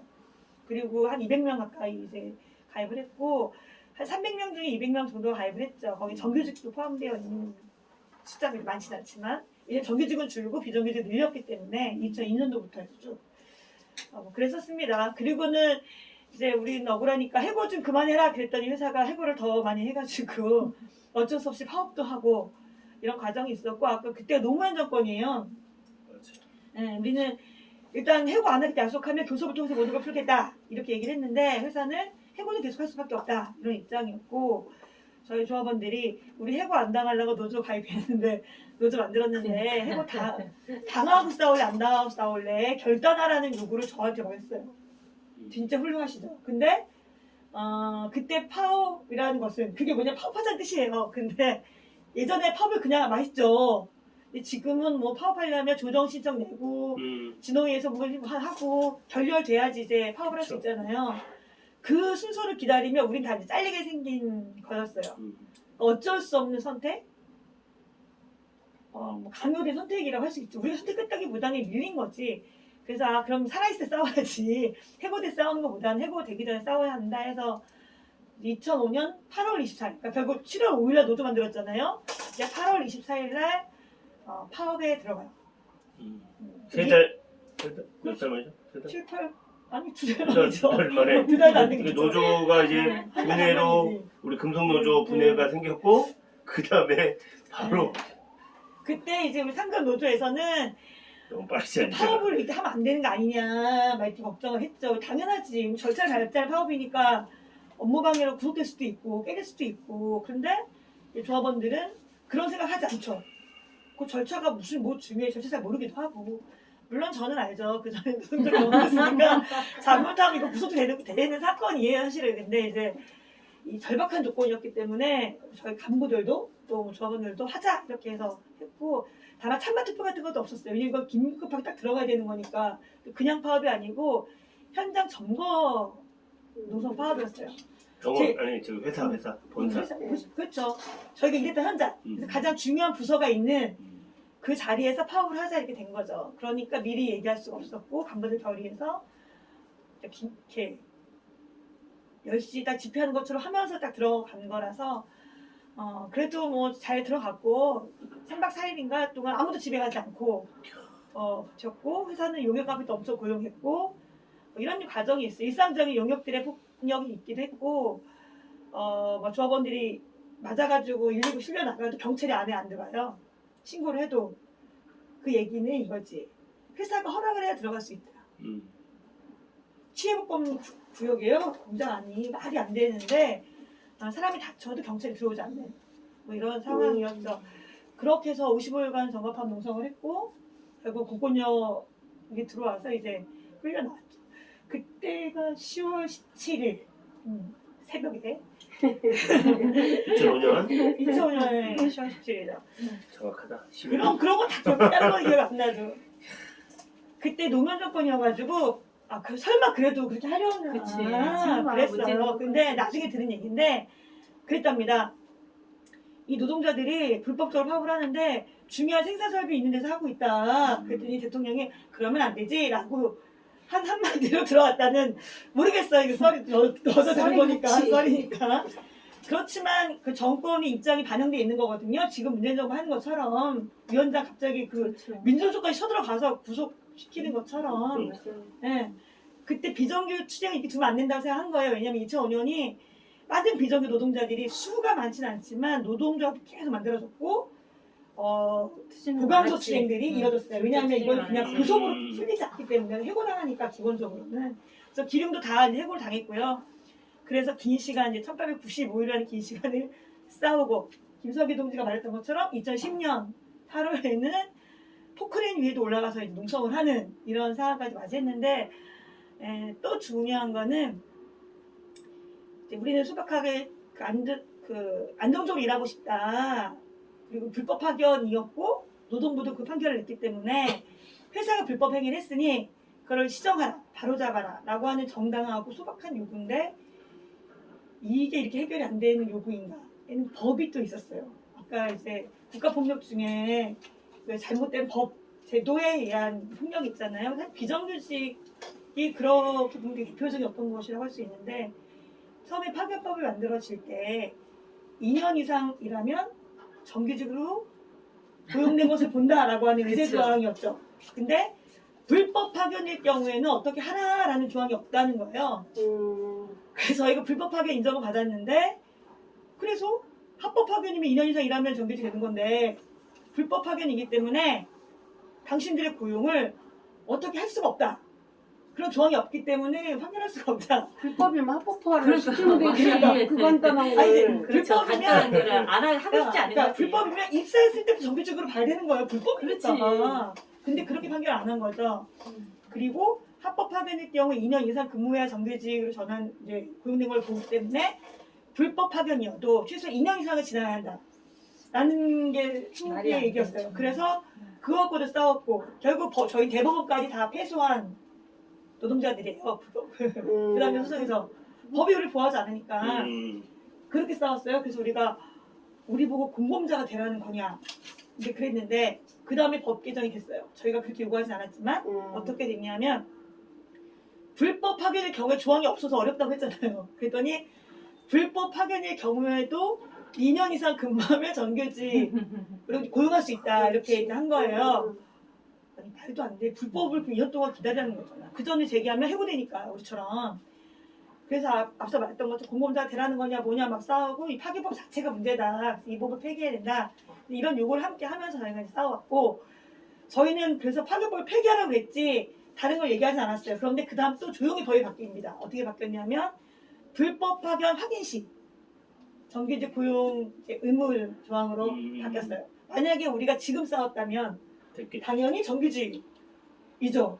네, 정기적으로 됐겠죠. 그렇죠. 근데 이제 2005년 그 당시에는 2006년 이때는 그렇지 못했고 그래서 대법원까지 졌죠. 근데 우리는 그래서 잘못된 법이다. 그렇기 때문에 잘못된 것이기 때문에 우리는 투쟁을 통해서 복직을 하겠다. 이렇게 해서 이제 긴 시간 싸워왔고 마지막에는 뭐 다 아시다시피 합의가 돼서 복직을 했죠. 회사 야반도 해서 그렇지. 이런 과정이 있습니다. 그래서 국가폭력 법 제도로 인한 국가폭력과 또 공권력 투입 그렇게까지 여성 노동자들이 몇 많지 않은 엄청나게 많은 경찰 들어왔고 바깥에 조합원들이 막 울고불고 이제 비정규직 맞고 했지만 뭐 우리가 경찰의 힘을 뭐 넘어설 수 있겠습니까? 그랬고 그 다음에는 단식 이후에 되게 긴 단식을 했었는데 그래도 안 풀리니까 공장 정문 앞에 저희 마시발 쌓고 올라갔어요. 기억나네. 되게 불안정히 바닥 되게 순식간에 쌌거든요, 아시바를. 근데 경찰만 몰려오고 그 사이 쌓고 그때 많은 분들이 다치고 연행되고 그랬어요. 그때 이제 제가 올라갔고 그 뒤에 이상규 동지라고 당시에 민주노동당 국회의원 하셨던 이상규 동지. 이상규 동지가 이제 혼자 올라가게 할 수는 없겠다 해서 이제 따라올라 주기 위해 있었는데 엄청났죠. 그 용역 깡패들이 막 폭행을 하고 막 해요. 싸움이 벌어지고. 위험한 데는. 그런데 경찰이 들어와서는 용역 깡패 우리를 드러내면 경찰이 인계받아서 우리를 밖으로 빼는 거예요. 경찰과 용역이 한 몸이 돼서 진화한 거지. 뭐 그 일상이었어요, 기릉에서는. 근데 그때 이제 하룻밤을 지나서 이제부터 하룻밤 지나면 조금 안정이 되는구나 그 생각하잖아요. 하룻밤 지나고 그 뒷날에 경찰의 날이었는데 그날 다들 이제 규탄 기자회견 하러 막 경찰차 가고 했는데 특공대 투입해가지고 지나고 다녔죠. 경찰 특공대가 왔어요. 근데 눈 깜짝하자 수십간이에요. 그쵸.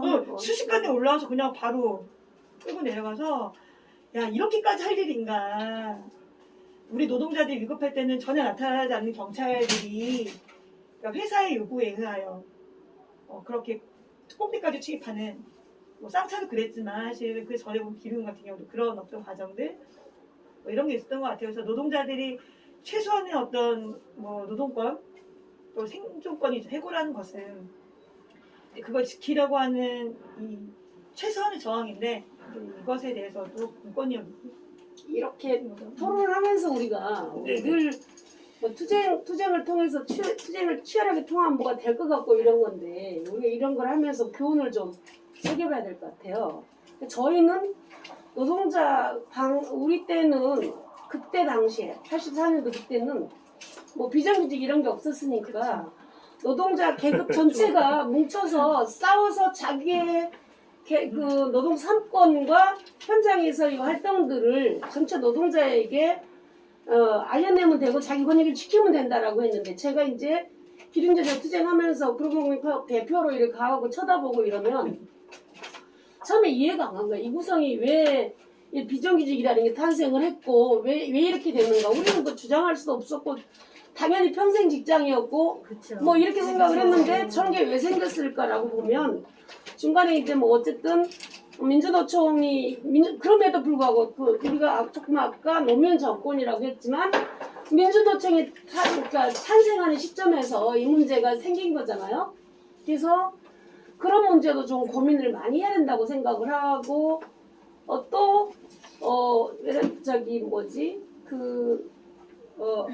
어디야 요즘에 저기 공단 어디 공단. 건강보험공단 거기도 상담사들.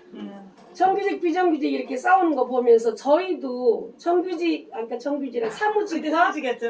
아까 여기 지금 현재도 그러니까 설계사 노조도 사무직과 저희 때문에 굉장히 이 싸움이 어려운 거거든요. 그리고 저희가 회사를 향해서만 싸워야 되는 것도 아니고 법제도랑 싸워야 되고 이런 여러 가지 노동자 자체 네트워크 안에서의 문제가 굉장히 많아서 그런 고민들을 실제로 이렇게 경험한 사람들은 함께 고민해 나가야 되지 않을까라는 그렇죠. 생각 좀 듣고 있으니까 막 절절하게 저는 드네요. 막. 근데 그거는 당연한데 또 우리도 막 돌아보고 같이 해야 될 게 있는데 음. 그 출발점이 어디인가를 저는 봐야 된다고 생각하거든요. 그래서 기름 같은 경우에는 정규직과 비정규직 함께 노조를 만들었어요. 그리고 아마 처음일 거예요. 그랬던 이유 중에 하나가 있는 정규직들을 회사 괴롭게 내보내고 여기 상여가 7% 주고 언제든지 휴가 낼 수도 있고 막 이렇잖아요. 근데 파견 고용하면 언제든지 해고할 수 있고 절반의 임금인데 그러니까 이 친구들에게도 말 잘 들어라. 안 그러면 너 언제든지 내보낼 수 있다. 이런 식으로 협박하기도 하고 뭐 산전산후휴가도 안 보내려고 해서 저희가 노조 없을 때 우리도 같이 응원해줘서 이 친구를 그런 것들이 좀 쌓이면서 정규직 친구들도 노조가 필요하고 내 비정규직 함께 해야 되겠구나. 우리는 정규 비정 우리끼리 나눠본 적은 별로 없어요. 특히 또 여성들도 많아서 그런 게 있을 수도 있는 것 같은데 어떻든 요구를 함께 갖고 같이 싸운 거죠. 이 친구들은 파업을 3년을 했어요. 우리는 해고했잖아. 이 친구들은 해고 안 됐어. 정규직은 같이 파업을 한 거지 3년. 여기 단지 같은 일을 하면서 정규 비정규직인 현장들이 많은데 그리고 또 하나는 어쨌든 저희는 그런 사례인데 통상적으로는 그게 차이가 되게 크잖아요. 근데 이제 민주노총은 95년에 만들어졌고, 그 97년 IMF가 왔잖아요. 네. 그때 김대중 정부 시절이야. 네. 그 전에 원래 우리가 총파업 했었잖아요. 파기업을 정리해보고 막으려고 총파업했고 철회시켰어요. 9697 파업으로. 그랬는데 IMF 딱 오면서 완전히 밀린 거죠. 그리고 민주노총이 당시에 집권조인 한 거죠. 네, 이 법이 이게 이렇게까지 서로, 심각할지 네. 몰랐다는 것이고, 맞아요. 그때 정부가 뭐라고 저도 기억이 생생해요. 저도 그때 노동조 활동하고 있을 때예요. 97년이면. 근데 우리 지가대학교 사는 이제 항우총이어가지고 뭐 민주해보자 이렇게 했던 곳이었는데, 민주노총 조합원들이나 항우총 조합원들이 있는 곳은 정리하고 당할 일이 없고 파견 또 전문직만 파견 쓰는 것이기 때문에 아휴, 아무 상관이 없다. 이렇게 정부가 그때 얘기했어요. 그때 그렇게 얘기했어. 그럼 그렇게 얘기를 했어. 근데 이분들도 제가 볼 때는 믿은 것 같아요. 아니, 믿어도 문제지만. 그렇지, 그렇지. 그래도 아니, 그 네. 문제지, 문제지. 사실. 근데 그게 반성해야지. 전체 문제라기보다는 그 집행법 됐고, 그리고 제일 먼저 정리되고 당한 게 뭐 현대자동차 이런 데잖아요.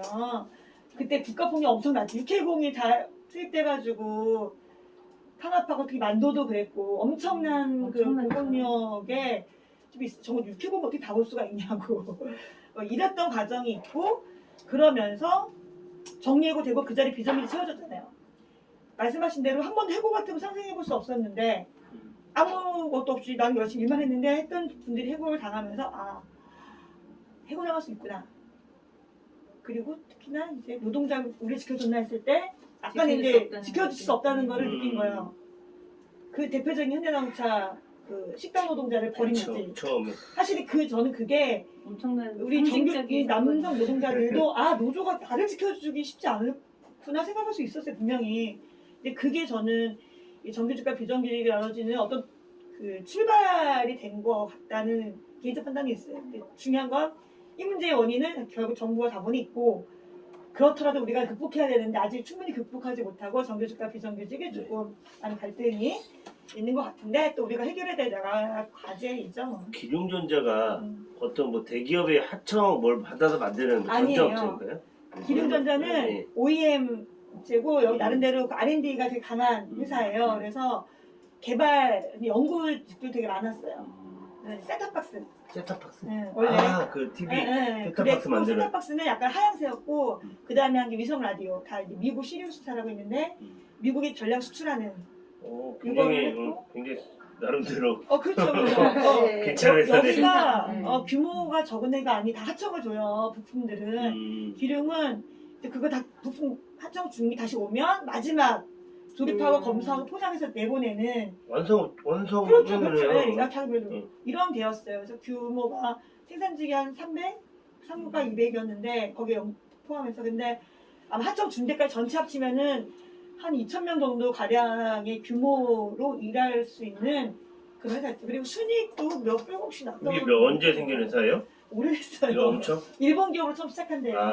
그다음 빠지면서 자기들이 이제 한국 그리고 제사장. 아세아시메트가 원래 시들 주주였는데 얘네가 우리가 싸움하고 이러니까 집을 팔아버린 거지. 그때부터 투기자본이 들어와서 회사가 마지막에 거덜이 난 상황이 된 거죠. 특기자본 때문에. 제가 원래 불후공단에 20대 초반에 왔고요. 제가 한 3군데 회사 올라왔었는데, 그리고 와서 갔던 데가 가불전자라는 회사였고, 아마 들어보신 적 있을 거예요. 가불전자 갔었고, 거기서 일단 뭐 노조민족 다들 나갔어요. 제가 마지막까지 있었던 사람이고, 제가 그때 위원장했죠. 제가 물어보니까 마지막 그때 끌려간 거 아닌가요? 가볼 때? 어디 끌려가지? 가볼 때 구속되지 않았나요? 가불 때 안 됐어요. 가불이 이제 파산해가지고 그때부터 싸움이 있었고, 그래서 지금 이제 동아일보 옆에 있는 건물, 그게 가불고를 건물이어서 거기 뭐 정보노선하고 그때 그랬고, 그 싸움이 끝나고 다시 저는 이제 현장 들어갔어요. 그랬는데 한 1년 공백이 있는데, 여기가 이제 파산한 회사니까 그 정리할 게 좀 많았어요. 합의를 했었어도. 근데 합의가 됐거든요. 싸워서. 근데 우리가 고용을 책임져주지 못했으니까 뭐 기간에 퇴직금도 못 주겠다 뭐 여러 가지 있었는데, 그런 거 싹 다 정리하고 마지막 1년은 이제 그 법적 처리와 당시에는 산불노조가 아니어서 금속연맹 그렇죠. 다이노조가 안 됐으니까. 뭐 부본부장 그렇게 하면서 이제 일을 했고, 그리고 나서 갑자기 구속이 된 거고요. 불후공단에.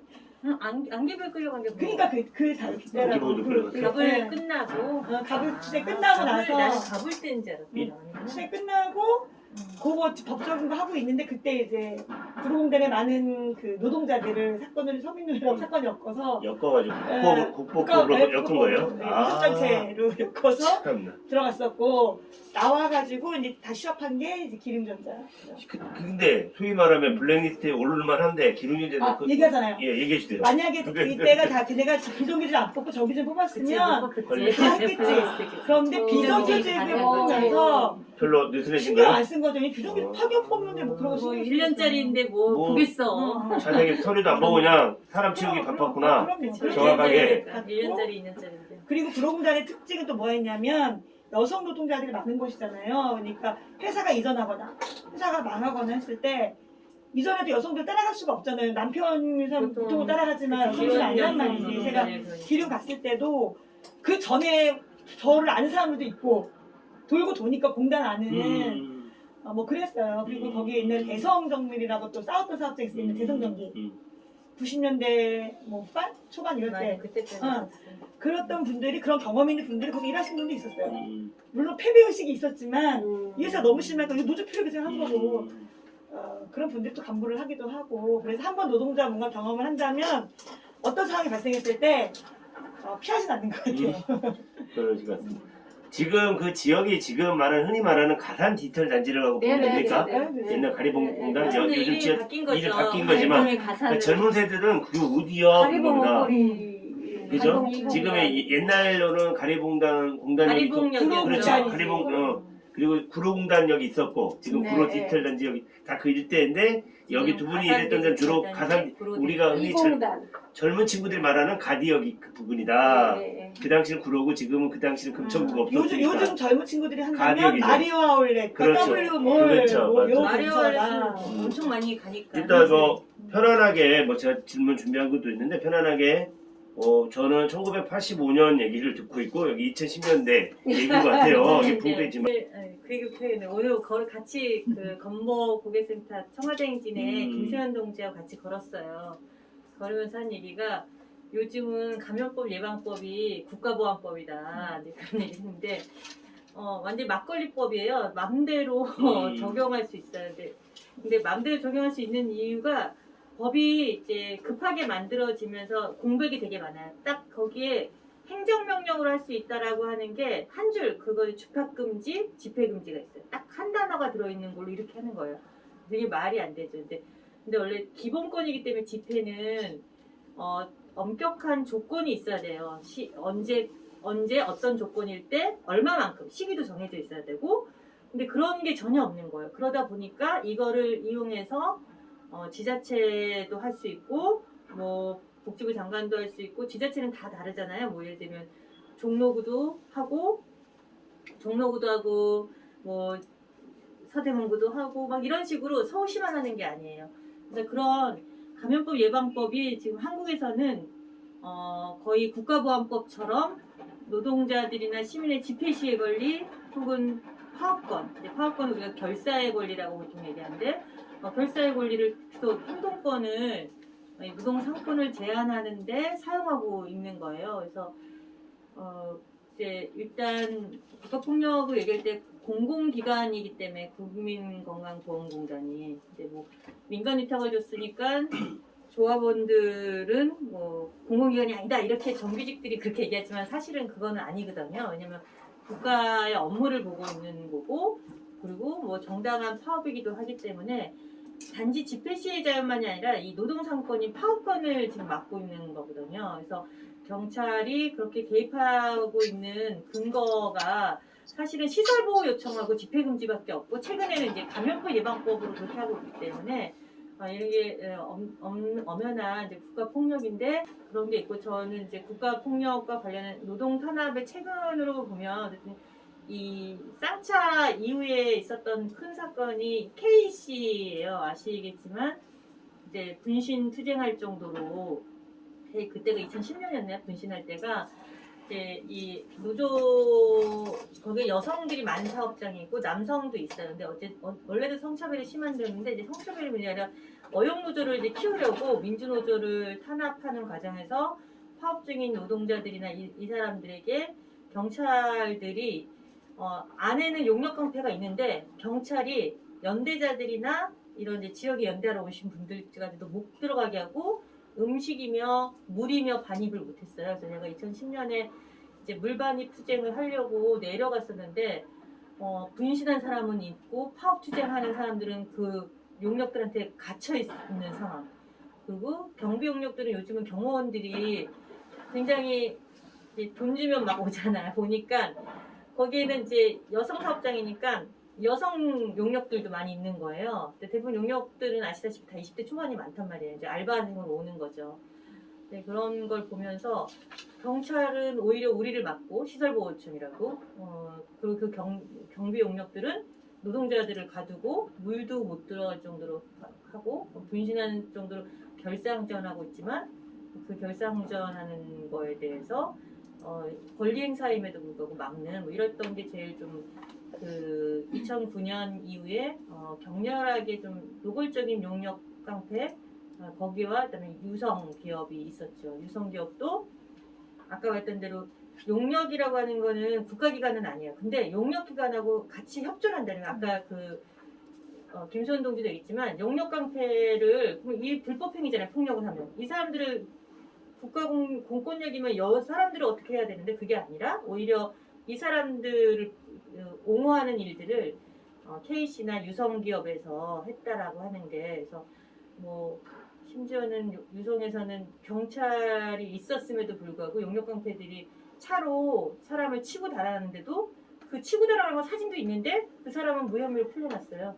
근데 여기 머리 소수를 진짜 엄청나게 크게 했었거든요. 그래서 거의 의식불명이었다가 겨우 살아났지만 이런 것들에 대해서 국가는 그냥 이제 유성기업 정도 처벌하는 거 그리고 유성기업을 사주했던 현대차는 사실은 아주 이 임원들 몇 명만 1년 집행유예 정도 하는 이런 걸로 끝났기 때문에 이런 용역을 비유하는 경찰폭력 이 문제가 다시 좀 얘기돼야 되는 거 아닌가.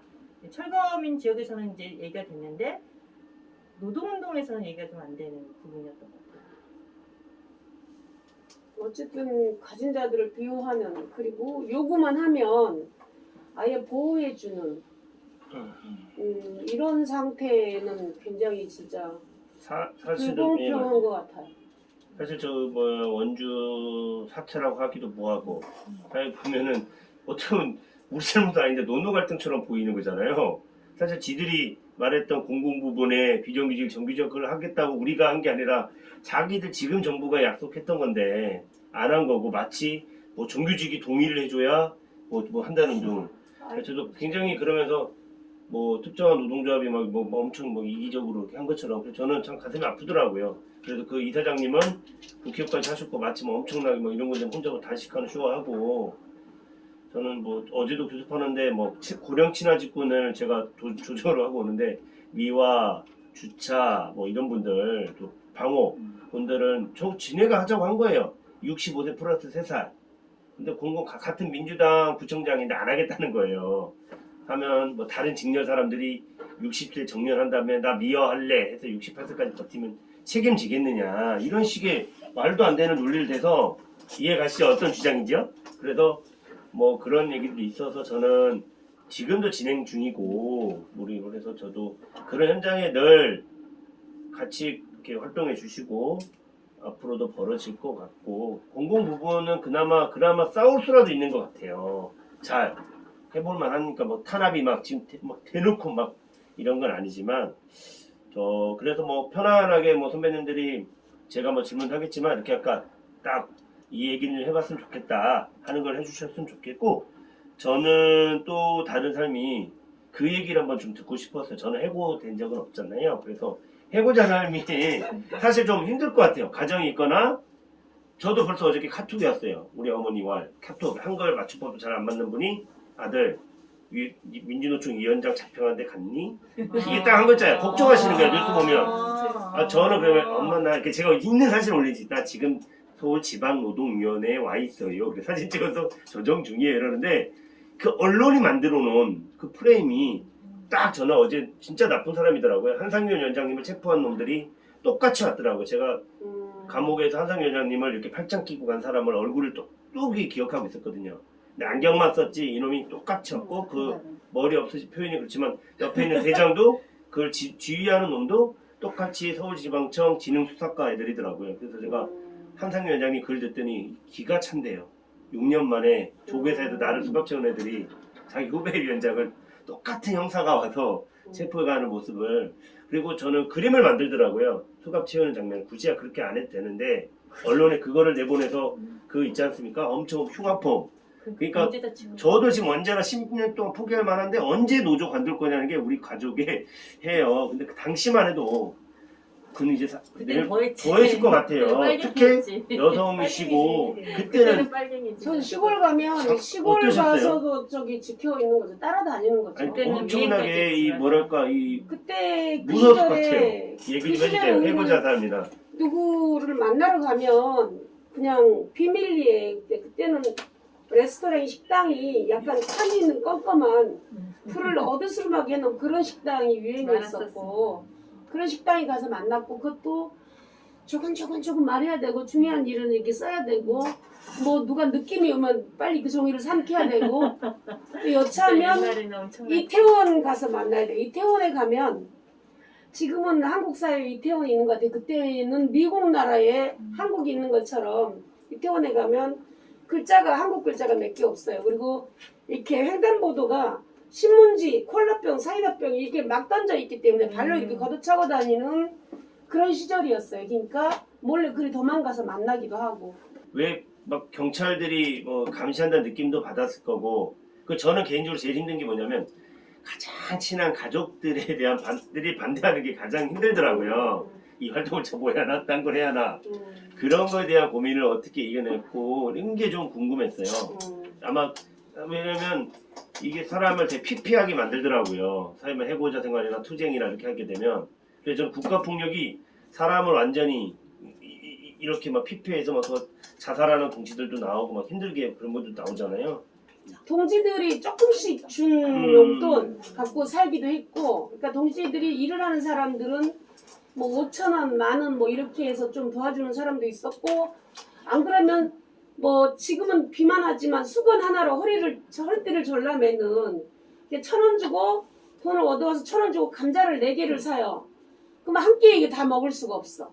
한 개를 강판에 갈아서 그 후라이팬에 한 개 감자만 붙여서 그렇게 한 끼를 먹어야 되고, 먹는 게 너무 모자라서 막 열이 너무 나고 얼굴에 전체가 막 물집이 생기고 이런 경험도 참 했었고, 그러니까 먹는 것보다 방세 30만 원 내는 돈을 구하기가 더 힘든 거지. 요거는 그냥 살라고 이게 보장이 되는 30만 원은 따박따박 얻어지는데 먹는 거는 보장이 안 되는 이런 생활도 꽤 오랫동안 했고요. 그리고 또 이제 저희 구로동맹 파업 때는 20대 그 중학교를 졸업하고 오는 18, 19살짜리들이 많았어요. 그네들이 이제 요즘에 찾아보면 그때 막 심장이 뭐 내려앉았다 뭐 이런 것들이 참 많았던 것 같아요. 심장이 이렇게 내려앉았다. 그래서 뭐 한 친구는 암을 2번이나 앓고 막 이런 친구도 있어서 너무 가슴이 아픈데 어쨌든 저희 그 민주화 보상 요 개성연대가 했던 민주화 보상법을 통과시켜서 그들이 그래도 자기들이 한 일이 민주화 운동인가라고 생각하는 거 때문에 되게 그거는 위로가 됐는데 기타 등등은 아무것도 좀 나아진 게 없어요. 아까 말한 대로 이렇게 말하는 거는 괜찮은데 그 아픈 세월들에 대한 거는 사실은 저희가 그 해고 때 차라리 죽었으면 하는 때가 훨씬 더 몇 년 하셨습니까? 훨씬 더 많았던 해고 거죠. 생활이. 해고 생활이 기분 뜨면 한 번 잘리고 그다음 또 들어가 또 잘리고 이러셨겠지만 네, 계속 합치면 계속 대충 잘리는 거죠. 계속. 한 그게 5년 정도 하신 거예요? 5년이 뭡니까? 그러니까 85년에 어쨌든 나 감옥에서 나와서 그때부터 94년도까지는 거의 그런 상태가 되지 않았을까. 알겠습니다. 또 좀 이따가 직장이 얘기 들려주세요. 다르기도 하고. 우리 네. 김소연 동지도 저도 처음에 서울본부에서 뵀을 때도 그때도 해고자 생활이신 거잖아요, 그죠? 그래요? 2012년도 뭐 이럴 때도 2012년 해고자 신분은 아니죠. 아닌가요? 대기 기간이었죠. 대기 대간지. 사회적 네. 합의를 하고 막 계속 국회랑 막 2010년에 합의했고 11월 1일에 합의했고 못 들어간 공장 기다리고 있었던 대기 상황이죠. 대간. 그때가 이제 뭐냐면 유예 기간을 거친 복직이었어요. 당장 복직을 해야 되는데 또 우리도 이제 거의 한계에 왔고 회사도 정규직으로 복직시킨다는 것 때문에 그게 첫 사례거든요, 사실은. 그래서 또 첫 사례 만들기 중요하다 판단을 했고, 그래서 그때 1년 6개월 유예기간 거친 복직이었어요.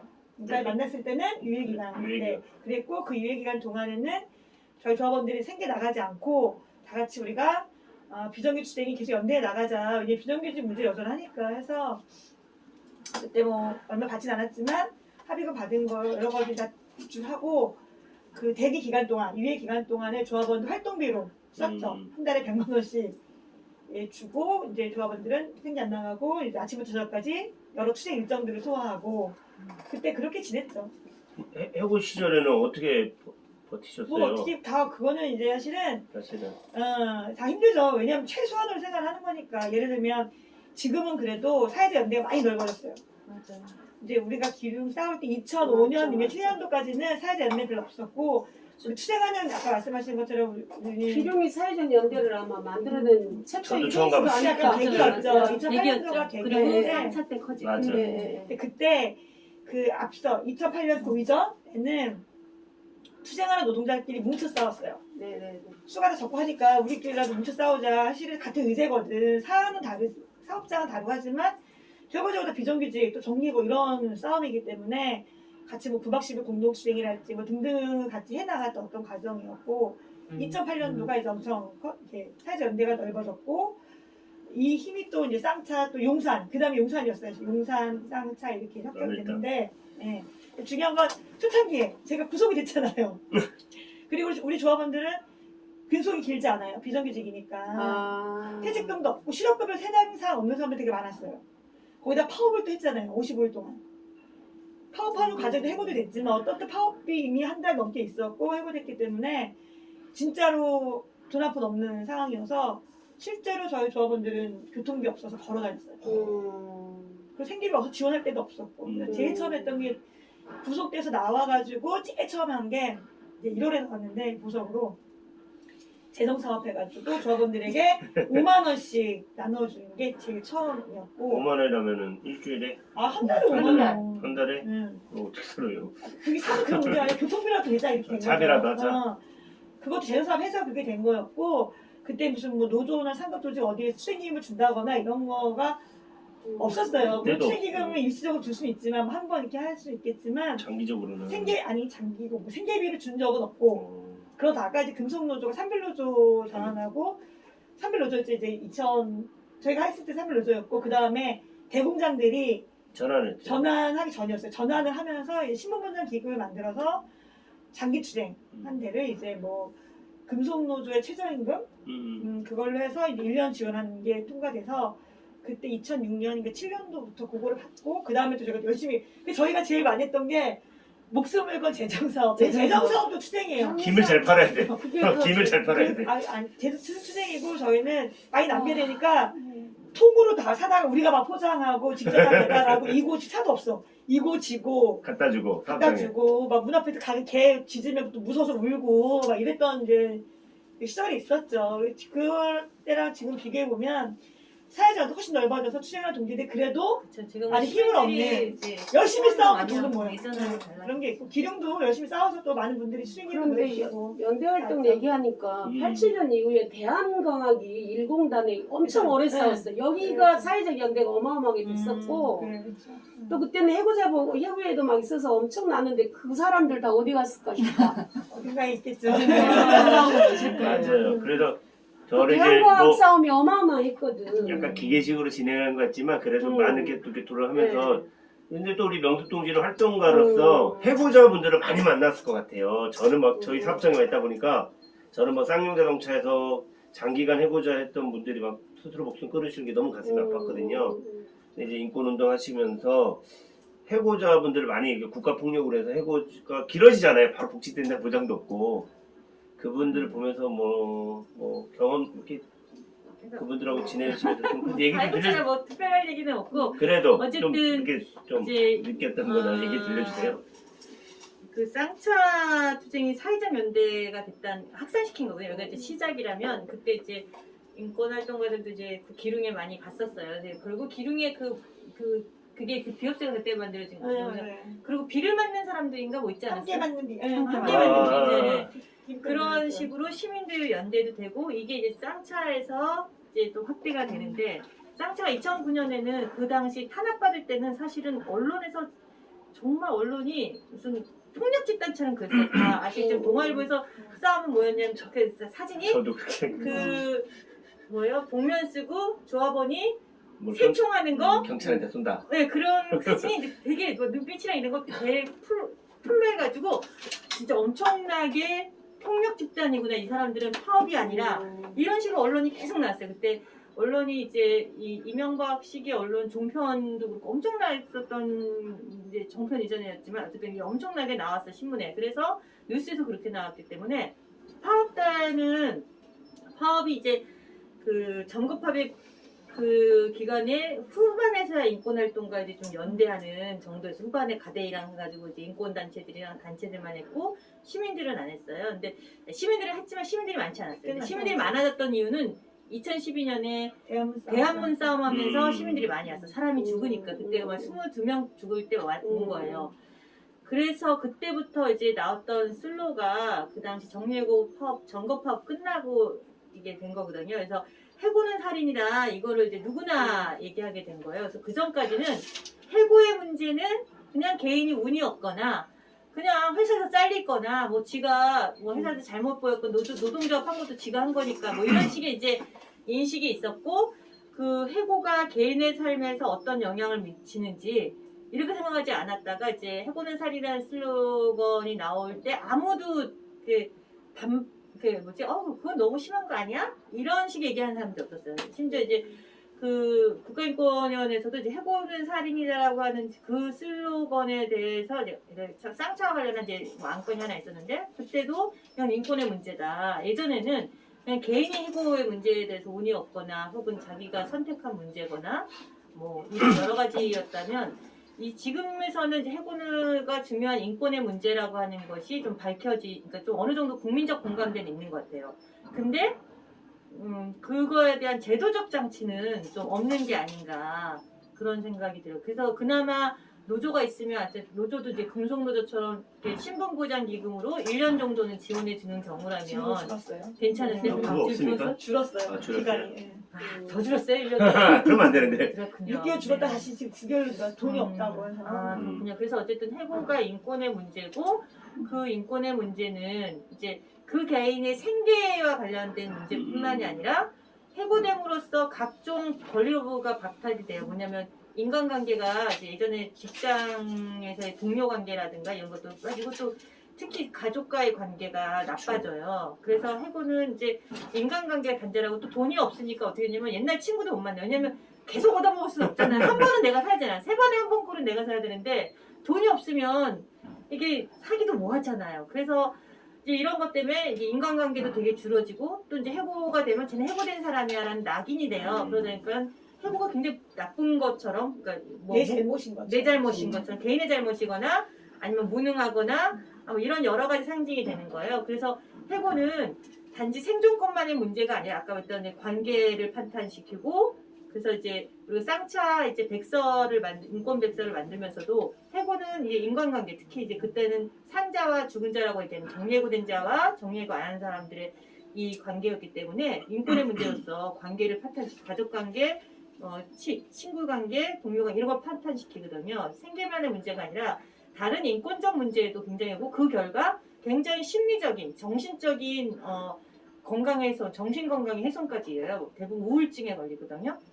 그래서 그런 식의 권리의 문제라고 하는 거에 대한 인식이 좀 있어야 된다. 권리와 연결된 문제다. 이게 그냥 단지 노동권만의 문제가 아니라 다른 권리도 심각하게 후퇴시키는 거다. 아마 오늘 예정된 시간 하는데 제가 마지막으로는 한 말씀 하도록 요청을 하겠습니다. 오늘 주제가 우리 국가폭력 치유될 수 없는 상처 국가에 대해서 그래서 노동 부분에서 하면 저는 아까 우리 명숙 동지가 했던 얘기 중에 어떻게 하면 개선이 될 수 있을까? 언제까지 제가 아까 똑같은 놈이 잡으러 왔다고 한 것처럼 국가폭력을 근절? 이런 표현도 웃긴 것 같습니다. 아예 없애버리고 이러려면 그거를 본인들이 좀 마무리하면서 소회하면서 짧게 한 30초? 1분 내로 마무리로 우리 노동운동에서 국가폭력을 어떻게 하면은 다시는 개입되지 않을 수 있도록 할 수 있을지 하면서 그냥 편안하게 한 바퀴 돌리고 오늘 마무리하면 어떨까 싶습니다. 우리 선배님부터 한 말씀 해주시죠. 단적으로 국가폭력을 얘기하기에는 상당히 어려울 것 같고요. 우선 저는 이 정규직과 비정규직이 이 없는 세상이 언제나 만들 수 있는가, 왜 스스로 이걸 못하나. 그리고 어쨌든 뭐 치열하게 싸우고 뭐 제도권에 뭐 저항을 한다고 이런 것보다는 어쨌든지 구성을 하면 될 수 있을 것도 같은데 스스로들이 그걸 해결을 못한다라고 하는 것 하나랑, 또 예를 들면 저희도 마치 저희 현재 이제 설계사 노조도 특수고용직이라고 해서 비정규직과는 약간 달라요. 근데 이건 제도적으로 원래 존재하는 부분인데 사실은 이건 정규직을 하면 또 문제가 생겨요. 저희는 그냥 약간의 그 권리라든가 이런 것들을 좀 개선을 하면 평생 직장이 될 수도 있거든요. 좀 어려운 숙제가 있긴 한데, 어쨌든 의도하지 않은 국가폭력에 그냥 평소에도 맞고 사는 이런 것은 좀 진짜 어떻게든지 개선을 좀 해봐야 되겠고, 그것이 가장 큰 문제인데 오히려 싸워서 맞닥뜨리는 문제는 오히려 두 번째 문제 같아요. 저는 그러니까 제도적으로 국가로부터 당하고 있는 폭력에 대해서 이걸 다 같이 힘을 합쳐서 어떻게 개선할 것인가 하나랑, 두 번째로는 그럼에도 불구하고 또 국가폭력이 실제로 자행되는 것, 이게 지금 코로나 시대에 국가폭력인지 방역법 문제인지 헷갈리고, 이것도 저희 예를 들면 설계사 노조도 방역법이 없으면 진즉 어쨌든 해결이 어떤 식으로든 해결이 났을 텐데 방역법이 계속 걸려서 드러나지가 않는 거예요. 이쪽 그 제도적인 잘못이나 회사의 잘못이나 설계사들의 한계나 이게 드러나지가 않는 거예요. 방역법으로 인해서 언거주춤 계속 돌아가고 있는 거예요. 근데 이것의 피해는 결국은 노동자 자신들이 보는 걸로 나타나기 때문에 이런 전반적인 고민들이 좀 앞으로 해결이 돼야 되지 않을까. 그러니까 국가에 존재하는, 현실적으로 존재하는 폭력, 스스로 원래 그냥 실제적인 뭐 때리거나 맞거나 당하지 않더라도 제도적으로 이미 폭력을 안고 있는 문제는 어떻게 해결할 건가. 이런 두 가지 문제가 다 얘기가 돼야 된다는 거죠. 근데 우리 김소연 동지는 그 얘기도 해주시고 국가폭력을 근절을 하고, 마침판이니까 많이 보신 분들한테 꿀잠 소개도 짧게 좀 해주세요. 이게 어떤 거고 어떻게 이용하면 좋은지 그거 좀 짧게 하고, 뭐 후원이라든지 이런 것도 사실 어필하시면 꼭 마무리해 주시면 감사하겠습니다. 네.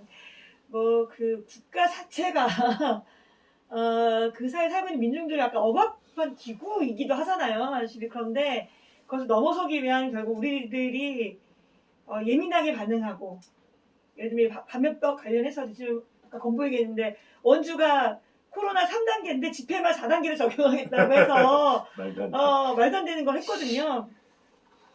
근데 이런 부분에 대해서 당연한 게 아니라 잘못된 것이고, 잘못됐다고 얘기를 하는 게 일단 출발인 것 같아요. 그러지 않고서 바뀔 수 없으니까. 그리고 함께 단결해 나가서 함께 대응하는 게 중요하겠죠.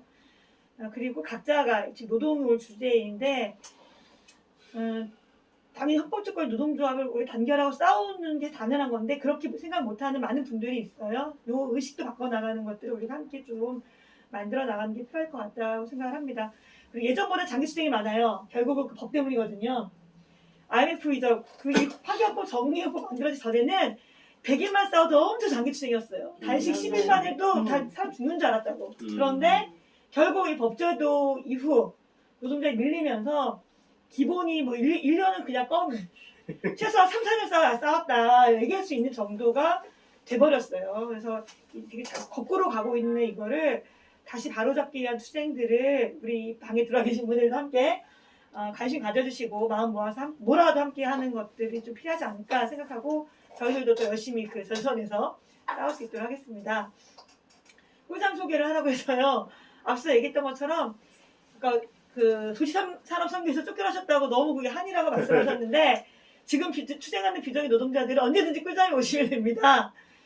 서울 영등포에 위치하고 있고요. 비정규 노동자의 집 꿀잠인데 쉼터이기도 하면서 여러 투쟁들도 같이 할 수 있는, 또 고민하고 함께 행동할 수 있는 그런 곳이에요. 그리고 당연히 비정규 노동자들은 기본이고 사회를 바꾸기 위해서 활동하고 있는 모든 다양한 부문의 활동가들도 언제든지 무료로 다 이용하실 수 있습니다.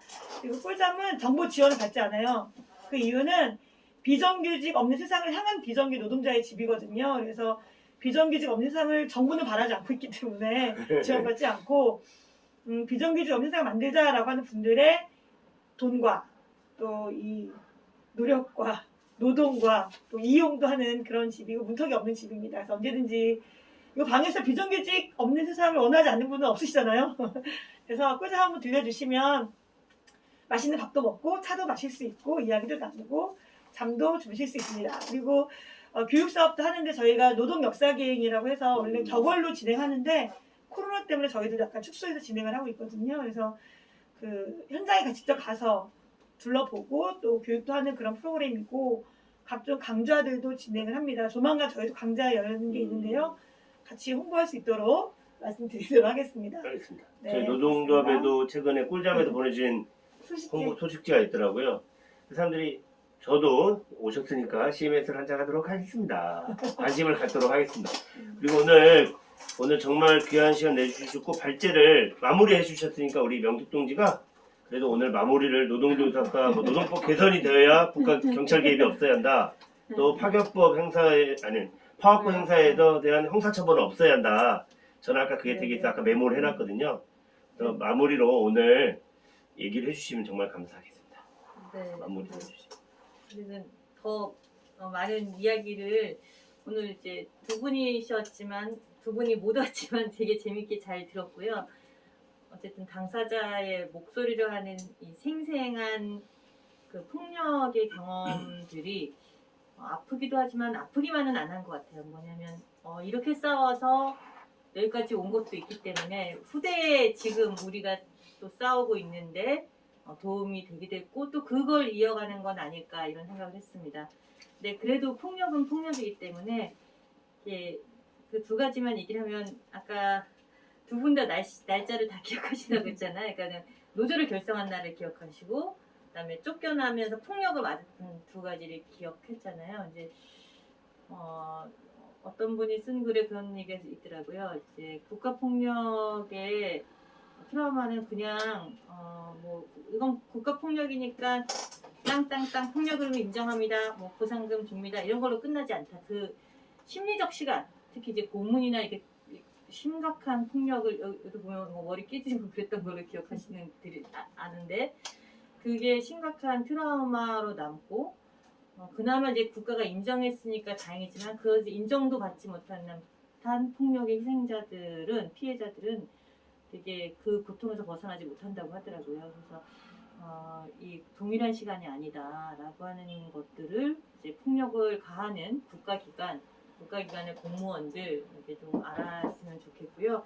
그리고 하나 더 하자면 국가폭력을 벗어나기 위한 건 결국에는 노동자들이 힘을 기르는 것밖에 없다고 생각합니다. 힘에 맞서서 싸우고 감히 함부로 지금 노동상권을 제약당하고 있지만 더 이상 뺏기지 않을 거고 더 확보하겠다라고 하는 노동자의 힘을 기르는 것 이것도 이 제도 개선에서도 당연히 필요하지만 그런 것들이 폭력에 맞서는 우리의 힘을 기르는 것 이게 좀 가장 큰 게 아닐까 싶습니다. 네. 여기까지입니다. 네, 저도 어제 이제 민노총 위원장님이 제일 같더라고요. 그래서 엄청나게 굉장히 굴욕스러웠습니다. 제가 당한 것 같고, 그래서 근데 결론을 내리면서도 어제 조정을 합의를 해야 하는데 하기가 싫더라고요. 어제는 파업권 따서 한번 하지만 그럼에도 불구하고 더 아까 여러 선배님 얘기하는 것처럼 우리 조직이 더 커져야겠구나 무시 못하는. 그래서 저는 드리고 싶은 말씀은 1970년도 70년 11월 13일 전태열사 이후로는 저희 노동운동 역사 계속된다고 하는데 여기 오신 선배님들도 많이 뭐랄까 소실되고 있다. 저는 이제 뭐 저 박순희 선배님이나 광고 원풍이나 제가 1970 나이 공개하면 안 되지만 1978년도가 이제 동해방직 사태 날 때 제 태어남과 동시에 쭉 오르기 때문에 옛날 얘기 같잖아요. 그래서 그 선배님들은 지금도 동지회를 운영하고 있고 그래도 저도 뭐 구루동력 파업 이런 게 이제 책 속이나 영상 속에서 보는데 후배 활동가들 아니면 많은 요즘에는 유튜브가 또 대세이긴 한데 책으로 정리되는 것도 좋고 사실 저 민주노총이 해야 할 일 중에 하나가 이런 거겠구나. 기록을 좀 많이 해서 역사로서 남기고 이걸 또 경험 삼아서 교훈 삼고 해서 앞으로 비정규직 없는 세상을 만들어야 옛날보다 더 후퇴한 거지 않습니까? 옛날 비정규직에는 없었으니까요.